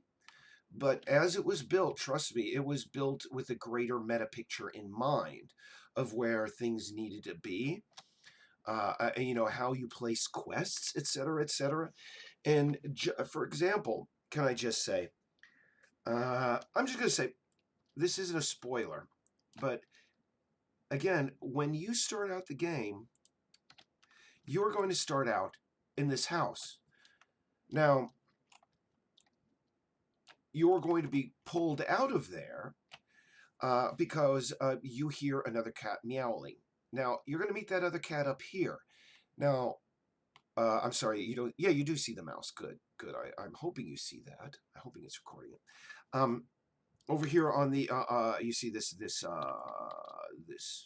junction here. Now, the first quest for that cat, for those first two cats, is going to be to visit a house over in this area. I'm not going to be too, precise, but the thing is, in order to get over there, you're going to have multiple opportunities to discover other places that you can go, other places that are going to perhaps be pivotal or of interest to you. Now, to harken back to what the people what the guys at Fallout 1 were doing. Remember, if you at the beginning of Fallout 1, if you've ever played it, you were told you had to go from the vault that you're in over to the vault that you're in. I'm going to pick my fingers again. Over to this location where you're supposed to get the water chip. Now, as you go from your vault to that place, you accidentally stumble across another community called Shady Sands. Now, in my opinion, that's brilliant game design, because you start off as a character who entering a world you don't know where you're going. You are only told you have to go in this direction to find this place. But accidentally you stumble across a third place, and you feel as a player, oh, I discovered that. Now, Bethesda, when they did Fallout 3, completely threw that out of the window. If you notice, as soon as you get out of the vault, you're told you have to go to Megaton. Megaton is literally 100 feet, maybe over there. Um, so, again, I mean, you could say, trust me, I know what I'm doing. Trust me, I could ramble on like this for hours as far as, but trust me, I know what I'm doing as far as gameplay. And yes, my approach is different. But considering, can I say, that there have been so many copies of games made over the last couple of years, maybe people need to start approaching this a little bit differently. So, next question. Okay, now, yes, Evan Durall and Mr. Cat 125 bring up the concept of dialogue. There is going to be dialogue, but unfortunately, or fortunately, I mean, I don't know whether you guys have played this game that recently came out called Disco Elysium. It gave me a lot of hope, because I mean, that game is getting great sales, great reviews, quite rightly, in my opinion, and it involves a heck of a lot of reading. We are going back to that sort of model with this. There's going to be a lot of reading, and I think there are going to be vocalizations of the animals, but no no English voiceovers, and that really disappoints the VO artists who get in touch with us looking for a job. I mean, one of the things on on this island is let me just show you here. We have a radio station. Again, one of the first places that you're going to be wandering, you're going to be coming across in the game, and everybody who gets in touch with us as far as VO, they're thinking, "Oh yeah, I'd really love to do like VO for a cat." And I mean, I tell them, "Well, I'm sorry, you're gonna. We need people to read commercials for our, the radio station that plays on the island." And hey, I guess work is work because that's all we got. There is going to be one vocal human voiceover done in the cat that is very pivotal to the plot. But telling you more about that would be a spoiler, and we are currently trying to find a good VO artist. Oh my God, I opened the floodgates there. Now I'm going to get 500, emails from VO artists saying, "Hey, I heard you." Well, here's the thing. This is again the only singular, voiceover of in the game, and thus it is incredibly pivotal. And thus, we are going to be incredibly careful about who we hire for this. Not that we're looking for a recognizable voice, it's just that we are looking for a very, very distinctive voice.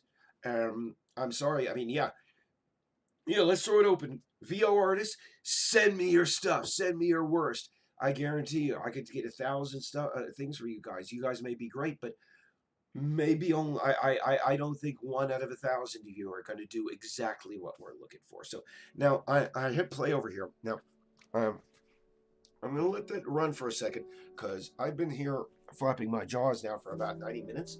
You're going to have to pardon me while I dash off to the restroom for just a second. I'm going to leave this playing. For some reason, Zach seems to be frozen. Ah, there we go. Woohoo! I'm going to take him down to Boyd's Lobster Shanty. Well, yeah, in fact, Scotty, this is one of the first logos he did for us back in the day. Boyd's Lobster Shanty. Long story, but as I said, let me just give me say 20 seconds, and I'll be right back to answer your questions an hour later after you ask them. I'll be right back. Thank you.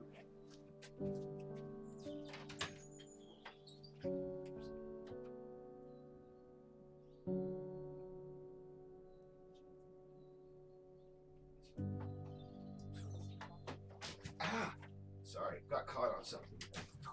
And I'm stumbling over stuff. Boy, this is a comedy show. Be right back, guys.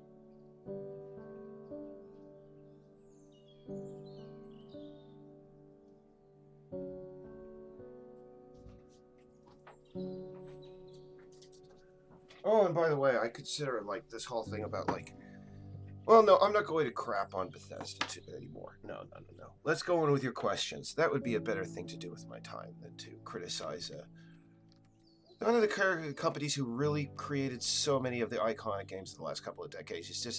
It's a shame that what happened with them. But hey, bless them. So we're gonna just alt tab over so I can go to your questions again. We're down. Oh, my. Oh, the music is drowning my voice out. Let me adjust that. I'm sorry. Oh my goodness, yeah. Oh no no no no no no no. I see it. I'll just bring that down a bit. Sorry. Um. Oh, Wolf Puff. By the way, here's the thing. In my criticism of Bethesda, understand. I want you to reel me back, Wolf Puff. Understand. Jeez. You see, he brought me back in there because here's the thing. Fallout 3 and Fallout 4, despite their shortcomings, I thought were still exceptionally good games. I mean, Fallout 4 not as good as Fallout 3, IMHO, but still it had a lot of good stuff going for it.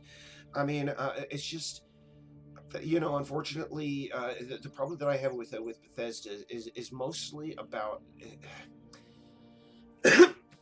about what's happened over the last couple of years. I mean, here's the thing: is that I'm used to they. Oh God. All I can say here's the thing: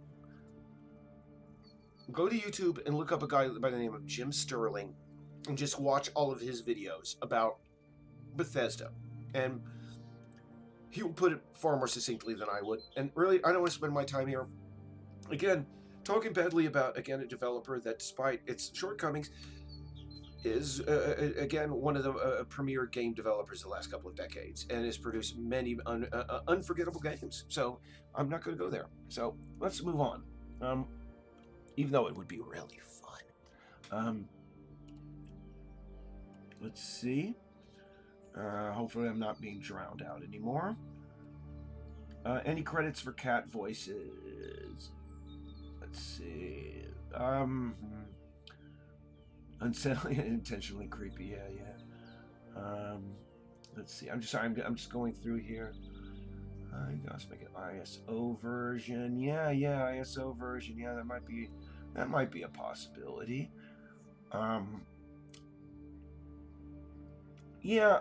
Tater salad. This is something I've touched on before. Yeah, they would love to play as their own cats, but again, unfortunately, this game is written as it is, and perhaps in a later release. And but I felt kind of cool knowing that like people who produce many of like some very very influential games over the last year, such as Death Stranding and A Plague Tale: Innocence. They both are games that just basically put your character in front of you. You couldn't name them, you couldn't change their looks or anything, but both of those games were quite successful and very good ratings. So let's see here. There's my Patreon. Oh my goodness. Oh goodness, so many questions from a long time. Let's see. So long ago. Yeah, there we go. Scroll down. Wolf Puff question: why choose this art style? You guys are gone a bit cartoony. Wolf Puffs asks, here's a question: why choose this art style? You could have also gone a bit cartoony, cell shading maybe, or something like what similar games use, like Lost Ember or The First Tree. Well, that's good for those games. It's not good for mine. I'm not a fan of cartoon shading. Cartoon shading right now, whenever I see it in a game, I automatically think, was Borderlands?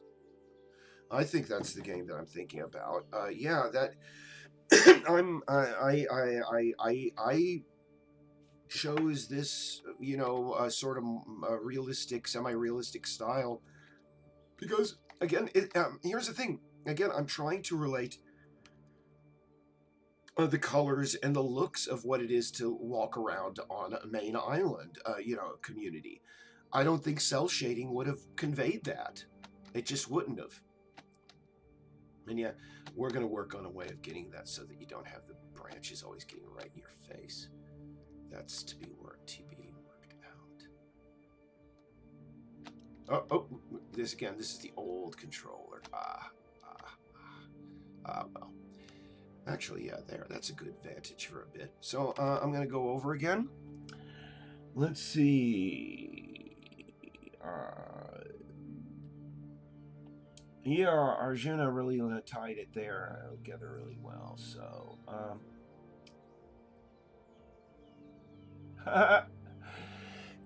I talk crap about 8-bit devs. Well, no,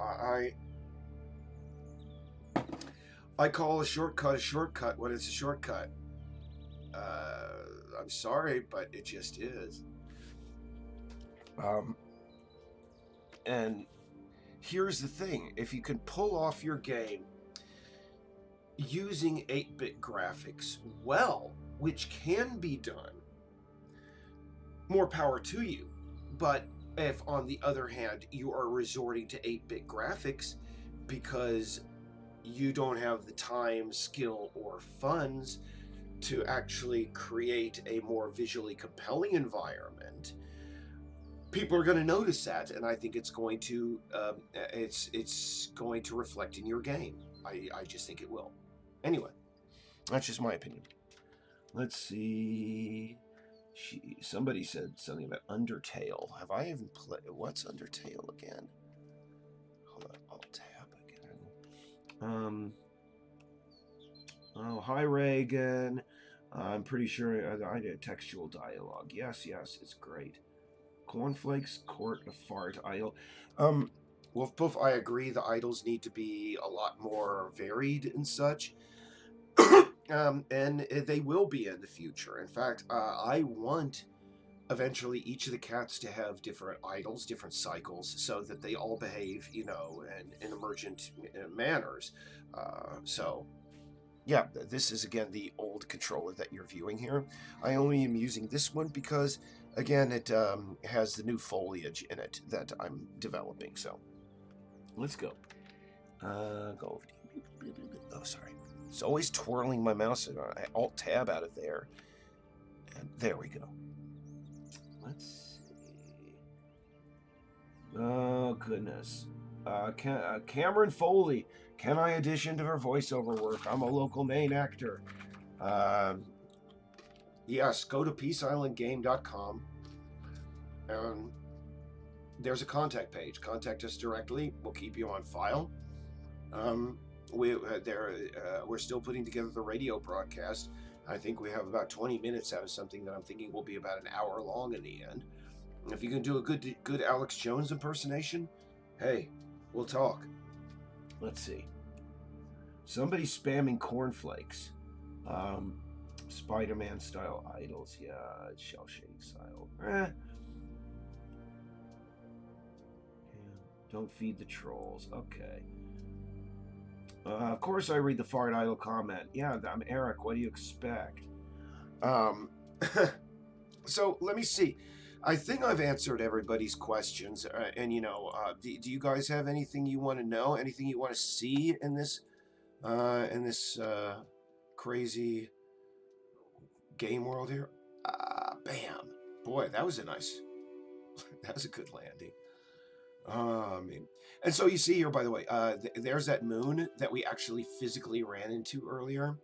It is always traveling in relation to where the cat is, or where your camera is. If, for example, we were to go over to Gary.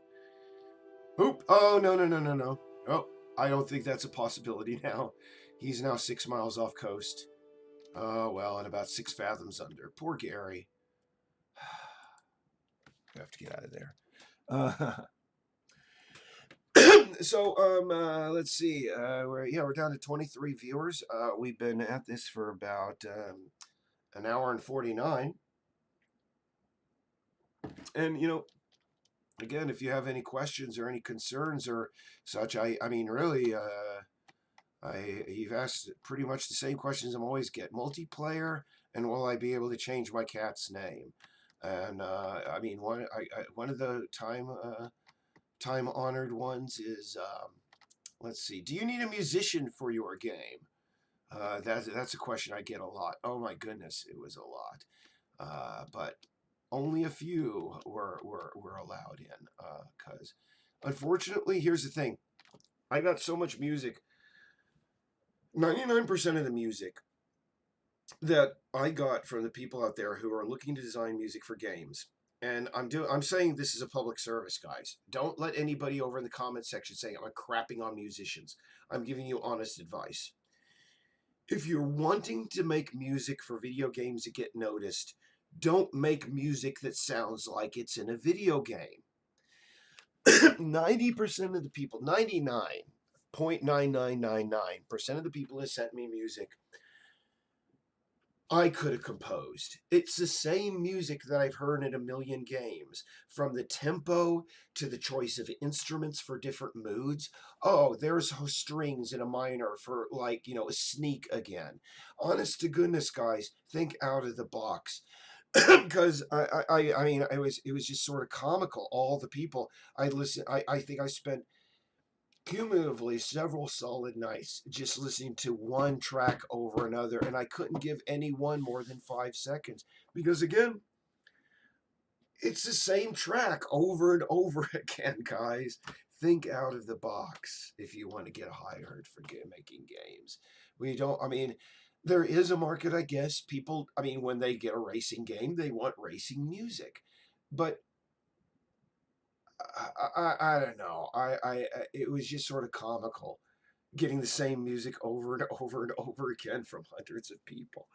Anyway, and that isn't crapping on you guys. You guys are earnest about your work. I'm just saying, again, think outside of the box, and bless you, everyone. And I hope you get a job in your chosen field. All right, now. All right, Peter Ginsburg, have a good evening. Let's see. Is eating mandatory or a okay, I'm missing some here. I could eat one of these days. I'm almost like challenge accepted. There, Wolf Wolf. I could do a cell shaded, render or just frame or two. I just don't think it would look as good. IMHO. Now, another thing that people have asked. I'm wondering. Okay, do I have? No, I have that whole screen. People have asked about cat vision. I'm just going to bring this up really quick if I can. Because this isn't a question I have over there, but I'm going to see here. Just make sure that I am seeing it. Yeah, okay, good. I'm just going to show you, if you're not fully aware, cat vision colorblind. Here, this is a very Business Insider of all publications did a very good open image in new tab. There we go. Very good article about cat vision. And let me just bring this up. As you can see here, the top vision is top image is how humans see things. Now, the bottom image is how cats see things. Now, before you feel sorry for your cat, understand that cats see it at very much higher FPS than we do. And they are very far much more aware of movement. But as you can see, their depth of field is much lower. Things far away are much fuzzier. They tend to be a little bit red colorblind. So as you can see, cat vision within the game, we do have a mechanic so that when you are in hunting mode, it will switch your vision to a different kind of vision, but it will not 100% reflect what cats see.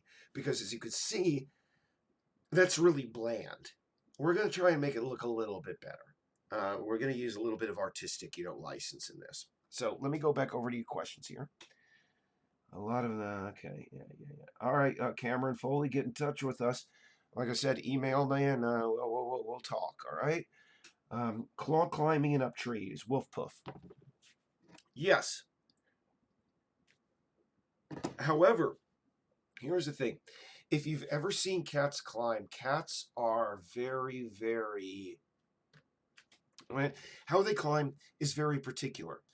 From the way they approach a climbing target to the way they come down. I mean, for example, if you've ever noticed a cat when they're climbing down a tree, they will get to about 90% down until about where you'd see this black spot here on this tree right here.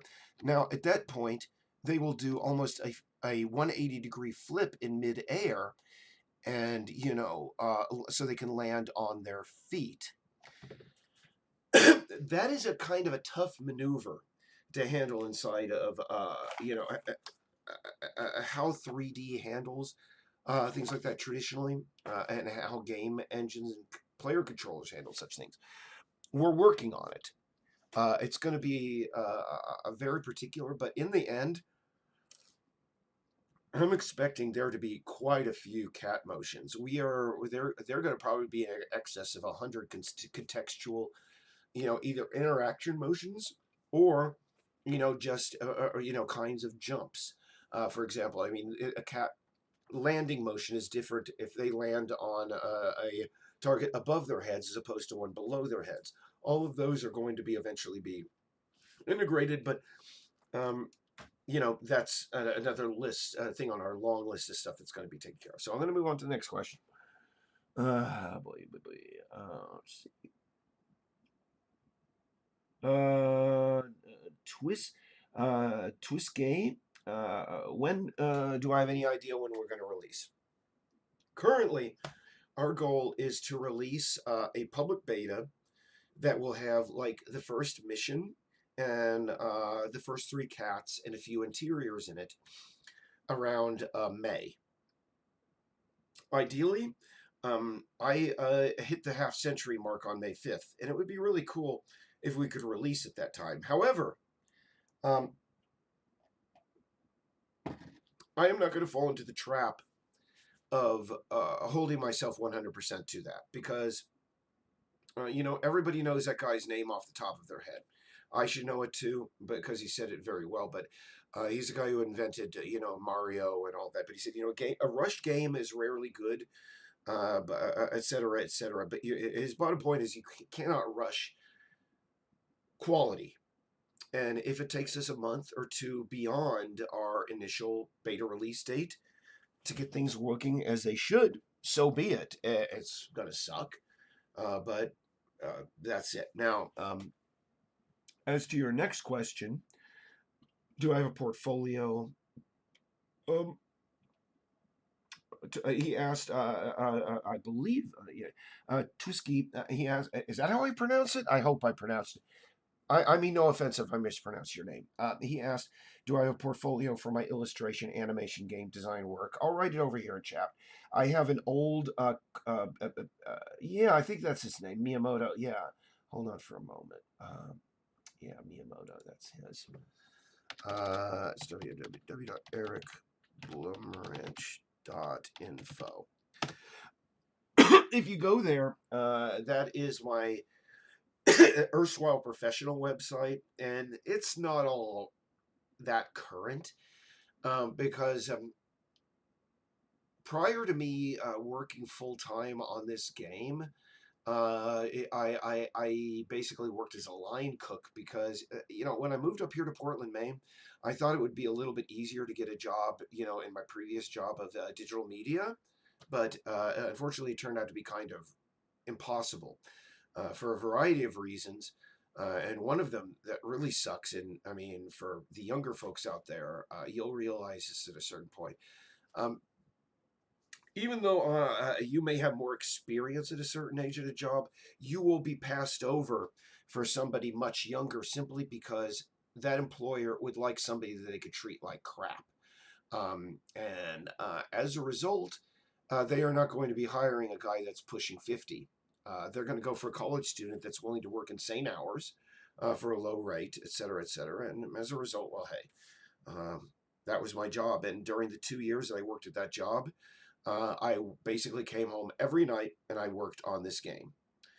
And I didn't do anything new on my business website. I think I added a page about the game on my business website, but the screenshots on there are very old. I wish I could update it and bring it in again. I mean, update it and bring new stuff in, but that's another thing on my very long list of stuff that just grows every day and never gets shorter. So maybe one day. And also, the stuff on my business page is very boring. It's like videos I did for Foot Locker, about about sales techniques for their employees and stuff like that, and a logo I did for a local newspaper.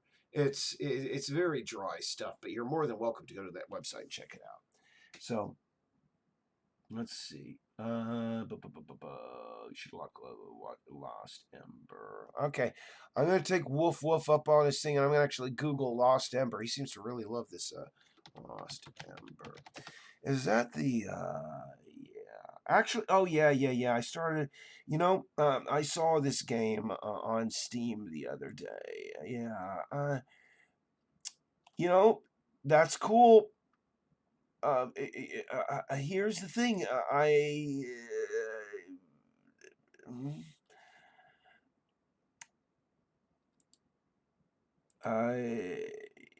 I'm looking at the screenshots, and they took such license with geography and such.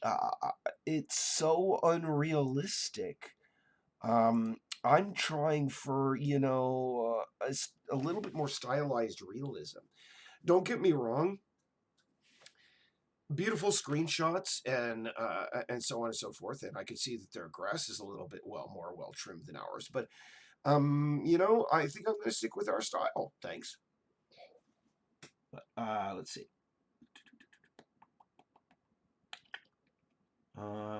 Yeah, try getting do I have a cat? Oh, okay, hold on for a moment. Oh, okay. I'm very sorry about that. Very sorry about that. Just kidding. It's just very hard to see everybody's icon, and it's very small. JK rules. Do I have a cat, Eric? My goodness, yes, we have cats. We have 3 of them at this time. Unfortunately, it looks like they all left the room, so I can't haul them in here. But we have a large Maine Coon. He's about 17 at this point, I think. He's getting on up there in years. We have Ronan. He's like a Norwegian forest cat, slash tabby breed, maybe. He's about, I think, 2 years old. And Elizabeth, who is actually the cat who sort of is one of the cats who we put in the game. She's, let me see, I adopted her. I think she's about 10 now. So, yeah, I got cats. And before that, I had other cats, and I think in the future I'm going to have cats. I don't think there's ever going to be a time in my life where I don't have cats. It's just the way life is, Anyway, let's see. Oh, JK rules. Yeah, what kind? I told you. Justin John Egan. Hopefully I pronounced your name correctly. Um, Laura would really like to get a dog, and the thing that's really preventing us from doing so is, number one, the size of our apartment, and number two, the rules of our landlord. They do not like dogs in this place. They do not allow them. So, maybe one day in the future, I wouldn't mind having a dog again. They are, very cool in their own way. And I've had dogs and cats that got together very well, and I'm pretty sure that could be the case in the future. So, yeah, I'm not so much of a dog person, So, but I understand dogs and I like them. So I really want to be in a. Okay. Twisky, she asks, let me see, any advice of how to get into it, where to get an education pertaining to animation? Oh, man.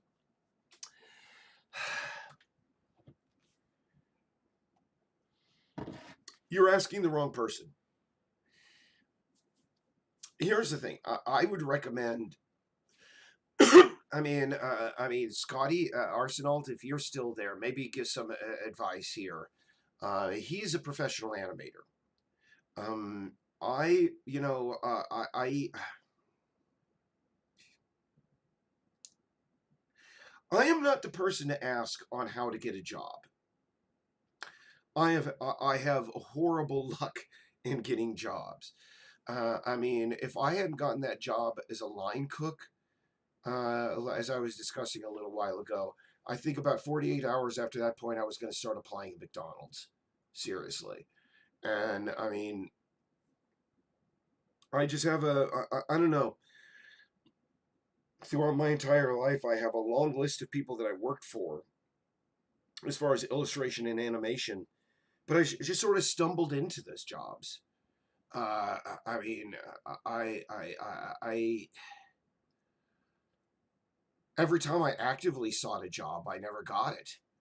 It was just sort of like, I don't know, almost in a way, she's, trying to snatch the pebble from the master's hand, and getting a job around here.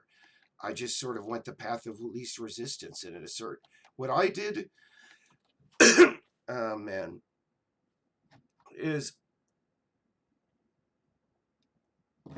mm, let me see. All right, J.K. Rose. Yeah, sorry. Let me see. And by the way, I'm getting kind of dry and it's getting on, and I unfortunately have some airplane tickets and stuff I have to take care of a little bit later. So I'm going to be out of here and say about, well, I'm just going to go all the way to the half hour. If you guys have got questions, I'll stay here. But to answer your question, I mean, and this is something that I've never really gone into detail, and I've been wanting to. And what I'm going to do is I'm going to beg your permission for one more restroom break, really quick. And I'm going to give you the best advice that I can give you personally, okay? As far as getting a job in this sort of field. And I can't guarantee it's going to work for you, but it sort of worked for me. So again, give me 30 seconds, and I'll be right back, and I'll give you the best advice I can. Okay? I just want to get a lot of beverage down here real quick in the restroom.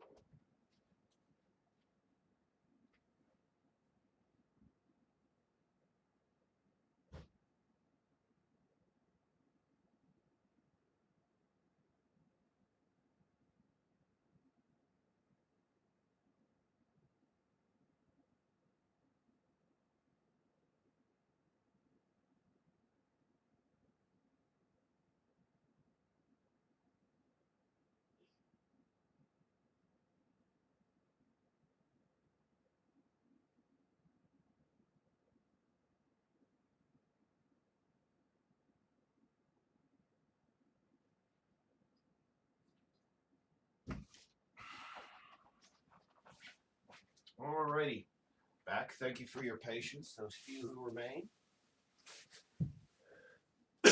Okay, as I said, I was going to give you the best advice that I could give you personally. Um, let's see. Full Sail University. Yeah. All right. And this is sort of long-winded, and but then again, everything that I say and do is long-winded. And how to put this? People who've known me for a great amount of time will tell you that I'm not the most power of positive thinking kind of person. But can I say the only advice that I can give you personally, as far as your personal, as far as your desire to become an illustrator, pertains to what's going on inside of here. And I use this guy as an example. You may have heard of him. His name is Nelson Mandela. He was a guy in South Africa who, at a certain time in his life, was stuck in prison because he he thought it was rather unfair the way that his country was treating a majority of his people, and he engaged in some stuff that he himself later said was bad. But we're not going to go into the politics of it. It's about, again, what's going on up here. From the day that Nelson Mandela went into prison, he conducted himself as if he was going to be the next president of South Africa. When they took him out on the work details out on Robben Island and gave him a hammer, he went out there and he broke those rocks as best as he could, and he got back in the trucks, and he was tired as hell, but he tried to sit there with his back straight. And if the guy that was driving the truck was going too fast and they were bouncing along, he would balance. He would just knock on the door and he would go, listen, shh, you don't do this. You don't do this. And he would do that because, of course, he was going to be the next president of South Africa. You understand? It didn't matter that he was in a prison cell.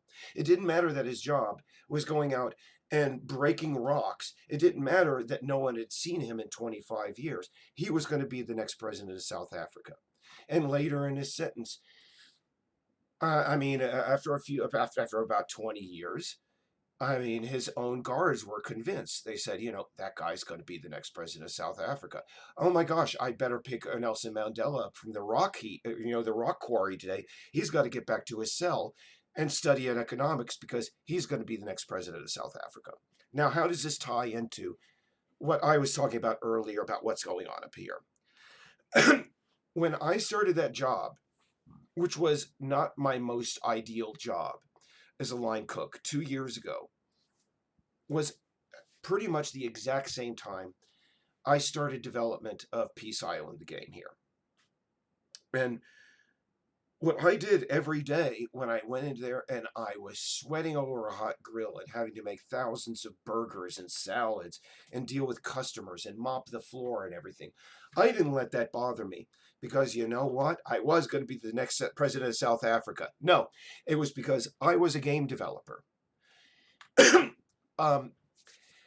I just came, it may sound silly, but every day I came into work with the attitude of, yes, this is something I have to do now, but this is just something that I do in the times that I am not a game developer. Even on the days where I got up in the morning and I had to pull an 11-hour shift at the kitchen and I could only spend maybe 1 hour behind my computer working on this game, it didn't matter. I was a game developer that just happened to have been a line cook that day. That's what you got to think. You got to get into your mind. If you want to be that thing, be that thing. Convince, and not just convince yourself, but accept that is what you are. That is what you are going to be. It may be tough. It may take you a damn long while. But again, it worked for Nelson and it worked for me every day. I remember about 3 weeks before this project blew up on social media, I had to go to my boss because I had run out of development funds and everything.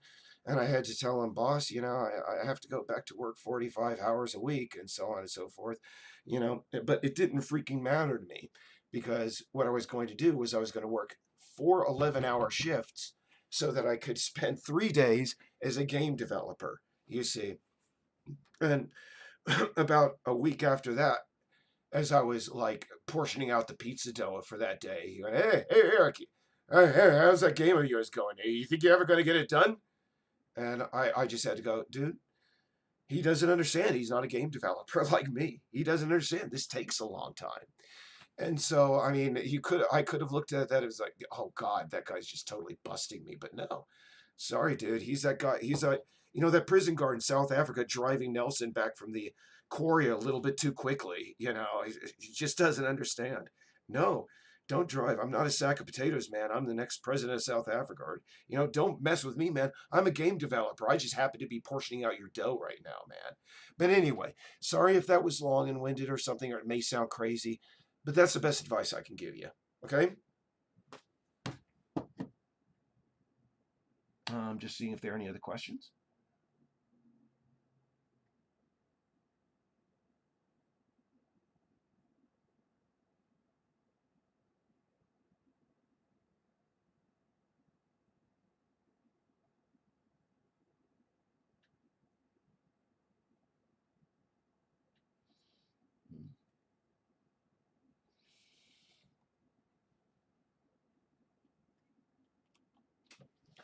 Oh, they're destructive. Oh, tater salad. They're destructive species on the island, indeed. But anyway, hopefully that was of some use to you. And that's I've been meaning to just like relate that whole thing about about the attitudinal importance of being in this, and again, if any of my friends, if you ever talk to them, I was never the most positive thinking person in the world, but in this case, I indulged myself because I really wanted to make this game, and heck, if a little bit of self delusion gets you to, I mean, a little bit of self delusion. I mean, again, I have to go back to Nelson Mandela. He was in a prison cell that was like 6 feet by 4 feet. He was doing 12-hour shifts breaking rocks, but he didn't care. He was an ex president of South Africa. Bang, bang, bang. You know, you got to do it. Anyway, we're back to lasagna. Oh, Justin, yes. Um, Justin John Egan, I believe that's how it's pronounced. It John Egan, John Egan. Achievements for knocking things off. Actually, somebody asked about this earlier. We got 14 minutes, by the way, guys. Um, about whether about eating being mandatory or being something you can just do. You will. Pardon my hiccups. You will have stats in this game, and your main goal is to keep your cats happy and well fed, because in a way, cats will not do anything unless it's in their own interest, and in a way, sort of, this game reflects that. Let's see. Let me see the question. Yeah. When you there will be toys you will play with. If you there are going to be certain items that when you knock them over, say for example a business card, if you flip it off of the table, you're going to be able to see something on the other side that might perhaps be a note, might be a little bit of extra information, might be a fingerprint. You never know. I mean, that's the thing. We're trying to integrate, cat behavior into this, and make it so that, as you behave as a cat would, it would, work within the game's story and plots, etc., etc.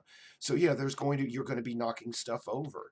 In fact, oh goodness, I'm not even going to say it, but uh, as you may or may not be aware, the crux of this game is the cats deciding whether the humans are worth bringing back or not. Now, that of course does hint at different endings. Now, there are going to be instances where in this game where you could possibly do something very innocuous that will seal off entire, you know, um, sections of the plot to you, or perhaps an entire ending. And we're trying to include replayability with this game. We want it so that people will play through at least all the way through twice, to see what maybe, I mean, hopefully 3 times, so that they can see what all 3 endings are. And we'll see. But more than likely, somebody will just hack into the game, see the cutscenes, and upload them to YouTube. That's the way the internet goes. Anyway, let's see here. Oh, lasagna. Oh, that's why we were spamming lasagna earlier. Nah. Does anybody here have a cat that actually eats lasagna? I mean, I don't doubt that there may be, I mean, a certain percentage of cats that will like go after it because they like instinctual like cheese and stuff like that. But uh, I've never. I don't think lasagna is going to be in here. Sorry. Uh, in fact, can I just say something? I wouldn't put it in Pat like freaking what's his name? Jeez. Oh God, I cannot believe I can't remember his name at this point. What is wrong with me? Jim Davis to have like the copyright on cats chasing, lasagna, and after a week after we release the game, we're hit with like this $1 billion lawsuit because he like is the head of this huge business empire. Anyway, that's another story for another day. Oh, by the way, that's the church that we were missing earlier, but I don't think anybody is still here from the early moments of this cast. So any other questions, comments, criticism?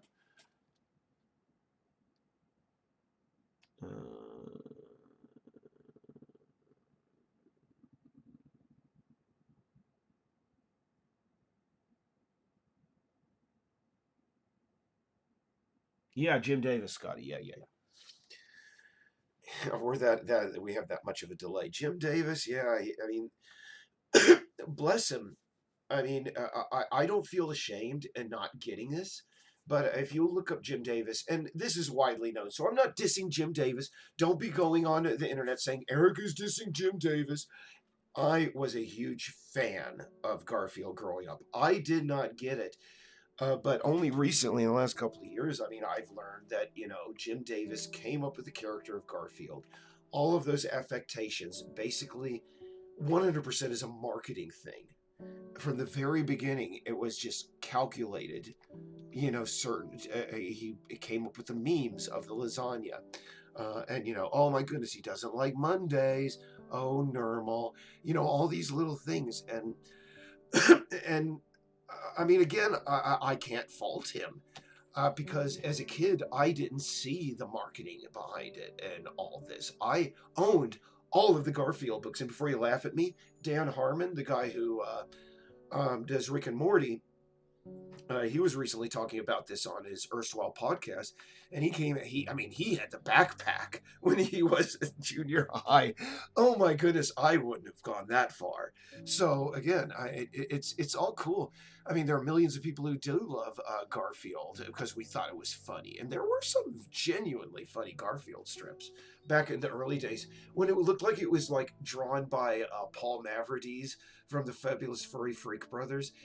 I get the impression he was probably smoking weed or something back then. Oh my goodness, I'm now libeling the poor guy. Anyway, let's move on.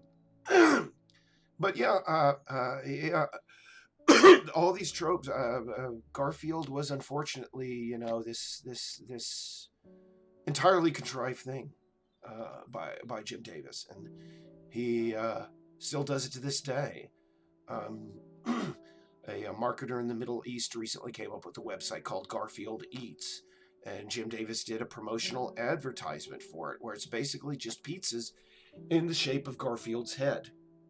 And to this day, and I mean, in the video, you can see where Jim Davis is living. And again, man, started from the bottom, man. He's living the life. I mean, if it was Snoop Dogg, I wouldn't begrudge Snoop Dogg that lifestyle. So I'm not going to begrudge Jim Davis for that lifestyle. You know what I'm saying? So, hey, don't mean to crush anybody's ideas about Garfield. Oh man.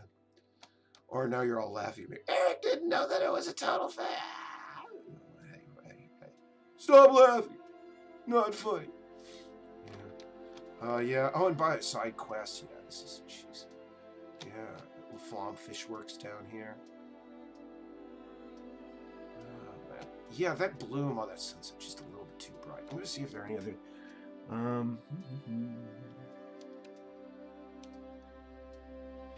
Jeez. Yeah, and who else did I say something about? And again, I wasn't dissing 8-bit devs. I'm dissing people who use 8-bit graphics to just use it as a shortcut. I mean,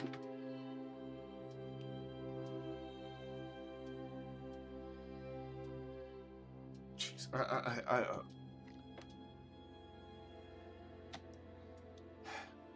bottom line, if you're going to use it in an hire.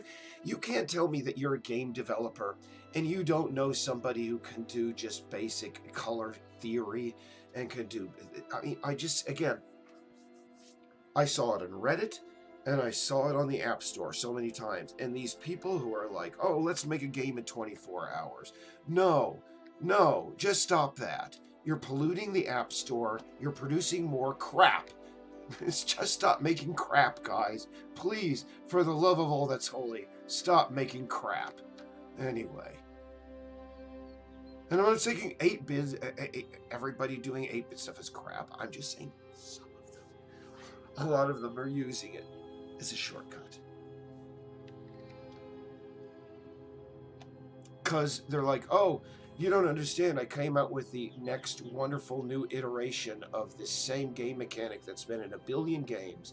Why should I even bother with an environment artist? Why should I even bother with, somebody who could make attractive characters? Why don't I just come out with something with really bad clashing colors and just squares and cubes, because the players will enjoy that extra little bit of English, I did through coding on that jumping mechanism. That's not going to carry your game. You got to think about it holistically. And when I say holistically, I'm thinking of meta overall. You can't think that. I mean, I never, ever, ever thought that the environment art of Peace Island would sell this game or make this game. And likewise, I don't think that, again, if you come up with another Flappy Bird, clone that just happens to have a new mechanic or a different leveling system, I'm sorry, you're just coming up. You're coming up with more crap. You just are, guys. Come on. And the thing is again, if you have the ability to sit down and learn Unity, you have the ability to think outside of the box, think creatively. I mean, when I took a jewelry class back in the day, one of the first things that we learned was the back of the piece of the jewelry that you're making has to look every bit as professional, every bit as clean, every bit as precise as all the jewels and stuff on the front. Just because. And it's the same way. There is not going to be one single element of a game that is going to, carry it through. And it does, coming up with a new, again, a new slightly different jumping mechanic just isn't going to do it. Just like coming up with, the idea of a RPG set on a small island will get you by. Just ask the folks who, again, Bethesda back in the day when they were doing stuff. Morrowind was set on a relatively small island, and they did a heck of a lot of great stuff with that. But they understood, hey, a big open world isn't going to just sell the game by itself. You got to have a compelling story. You got to have all these locations. You got to have, all of this. I remember, what did they have? Those weird, they look like almost cicadas, pupa cicadas. Those big striding beasts that you could take from one town to the other. Even though you never saw them walk, which I still think would be awesome. If you could just walk sit on the back of the Strider and just see Morrowind walking, passing you by. All of that, just fantastic. And again, what I'm just saying to these people, and to everybody out there, and I know I have a lot to learn as a neophyte game developer, is that just from what I've seen, again, on Reddit, and so make the back of your game look as good as the front. Turn your game around. Don't just look at the front and go, there's that beautiful jewel right there. That'll make people think this piece of jewelry is great. No. You got to look at the piece of jewelry as a whole. Does it stick on? Does it have a pin on the back that functions, etc., etc.? Do you get what I'm saying, guys? I'm done covering my butt because people saying that I'm trashing people. Come on. Oh, I can't wait until the new roads are going to be so awesome. Anyway, guys, I'm going to look over there because we're coming down to the last minute.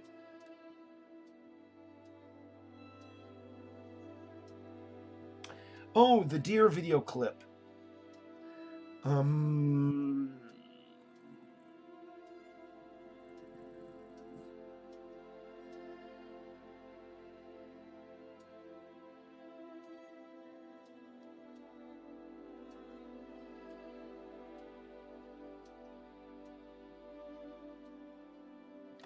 Oh, I'm sorry, I'm reading all these things.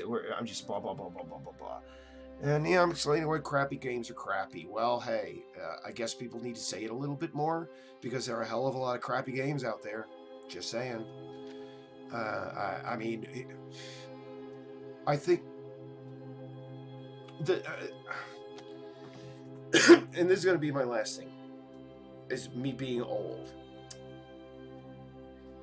As a guy who's played games, again, for well under 35 years, been a computer gamer for 35 years.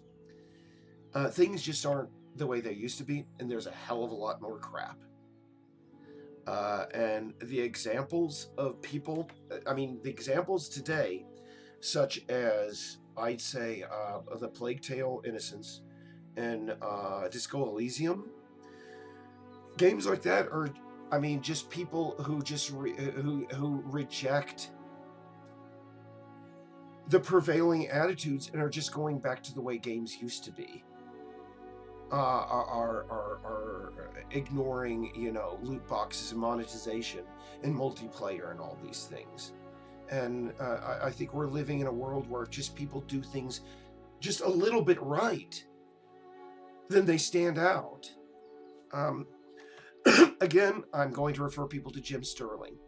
If you don't believe me, he has more years in professional game criticism than anyone tuning in right here, and he'll back me up on everything that I said this evening. So, anyway, we're down to 15 people.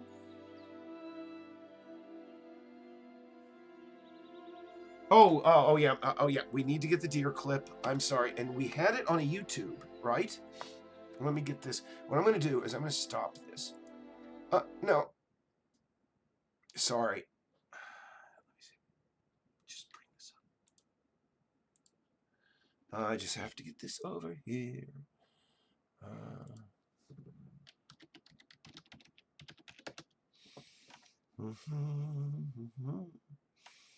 Posts. I'm just going to my posts. Man, I'm hungry too. There we go. Just give me one moment. All right, technical debt. Yeah, there we go. View.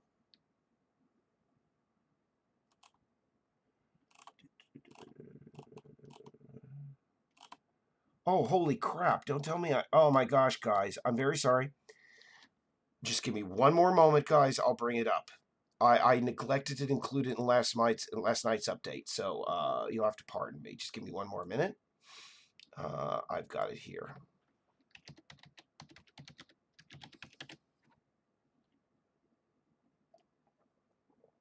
All right.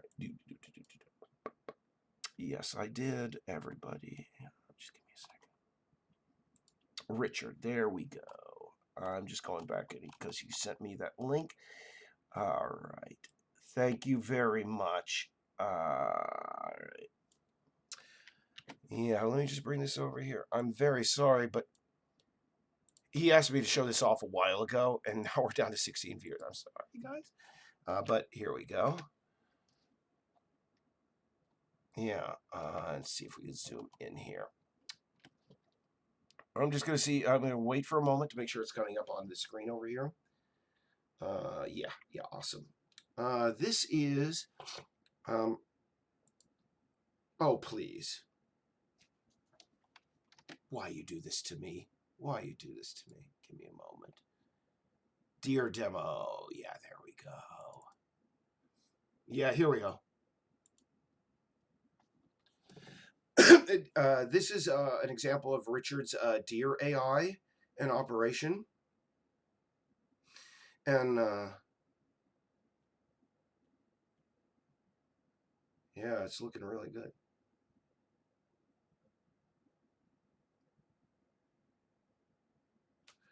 Yeah. You can see the natural movement and everything. I mean, I'm really, really digging this. And eventually, what's going to happen is you're going to be, these deers will be predators within the game, and you're going to have to be, I mean, they will not kill you, of course, but they're going to get all up in your face if you get into their territory, of course. And like I said earlier, all the animals will, you know, at times go to sleep. So I'm very sorry for Richard for taking so long to show that off, because Richard's been doing some very good work for us, and I apologize. But guys, all right, thank everybody for tuning in and staying for so long. But I've now been talking for about as long as you know, a Lord of the Rings movie has been going on for, or about like Cloud Atlas. You know, I think it's time for me to go and eat a little bit of dinner, and we're gonna have another meetup like this next month, and I really appreciate everybody. Those who support this project on Patreon, thank you so very much. It means the world to us. And every month we're getting more and more stuff done. It's really neat seeing this game coming together. Um, what we're hoping for is that in late February, we will have a new beta. Or no, I'm sorry, a new alpha. The last alpha before beta release. Have a lot more stuff in there for you to take a look at, okay? So, have a good one. Take care. All right. And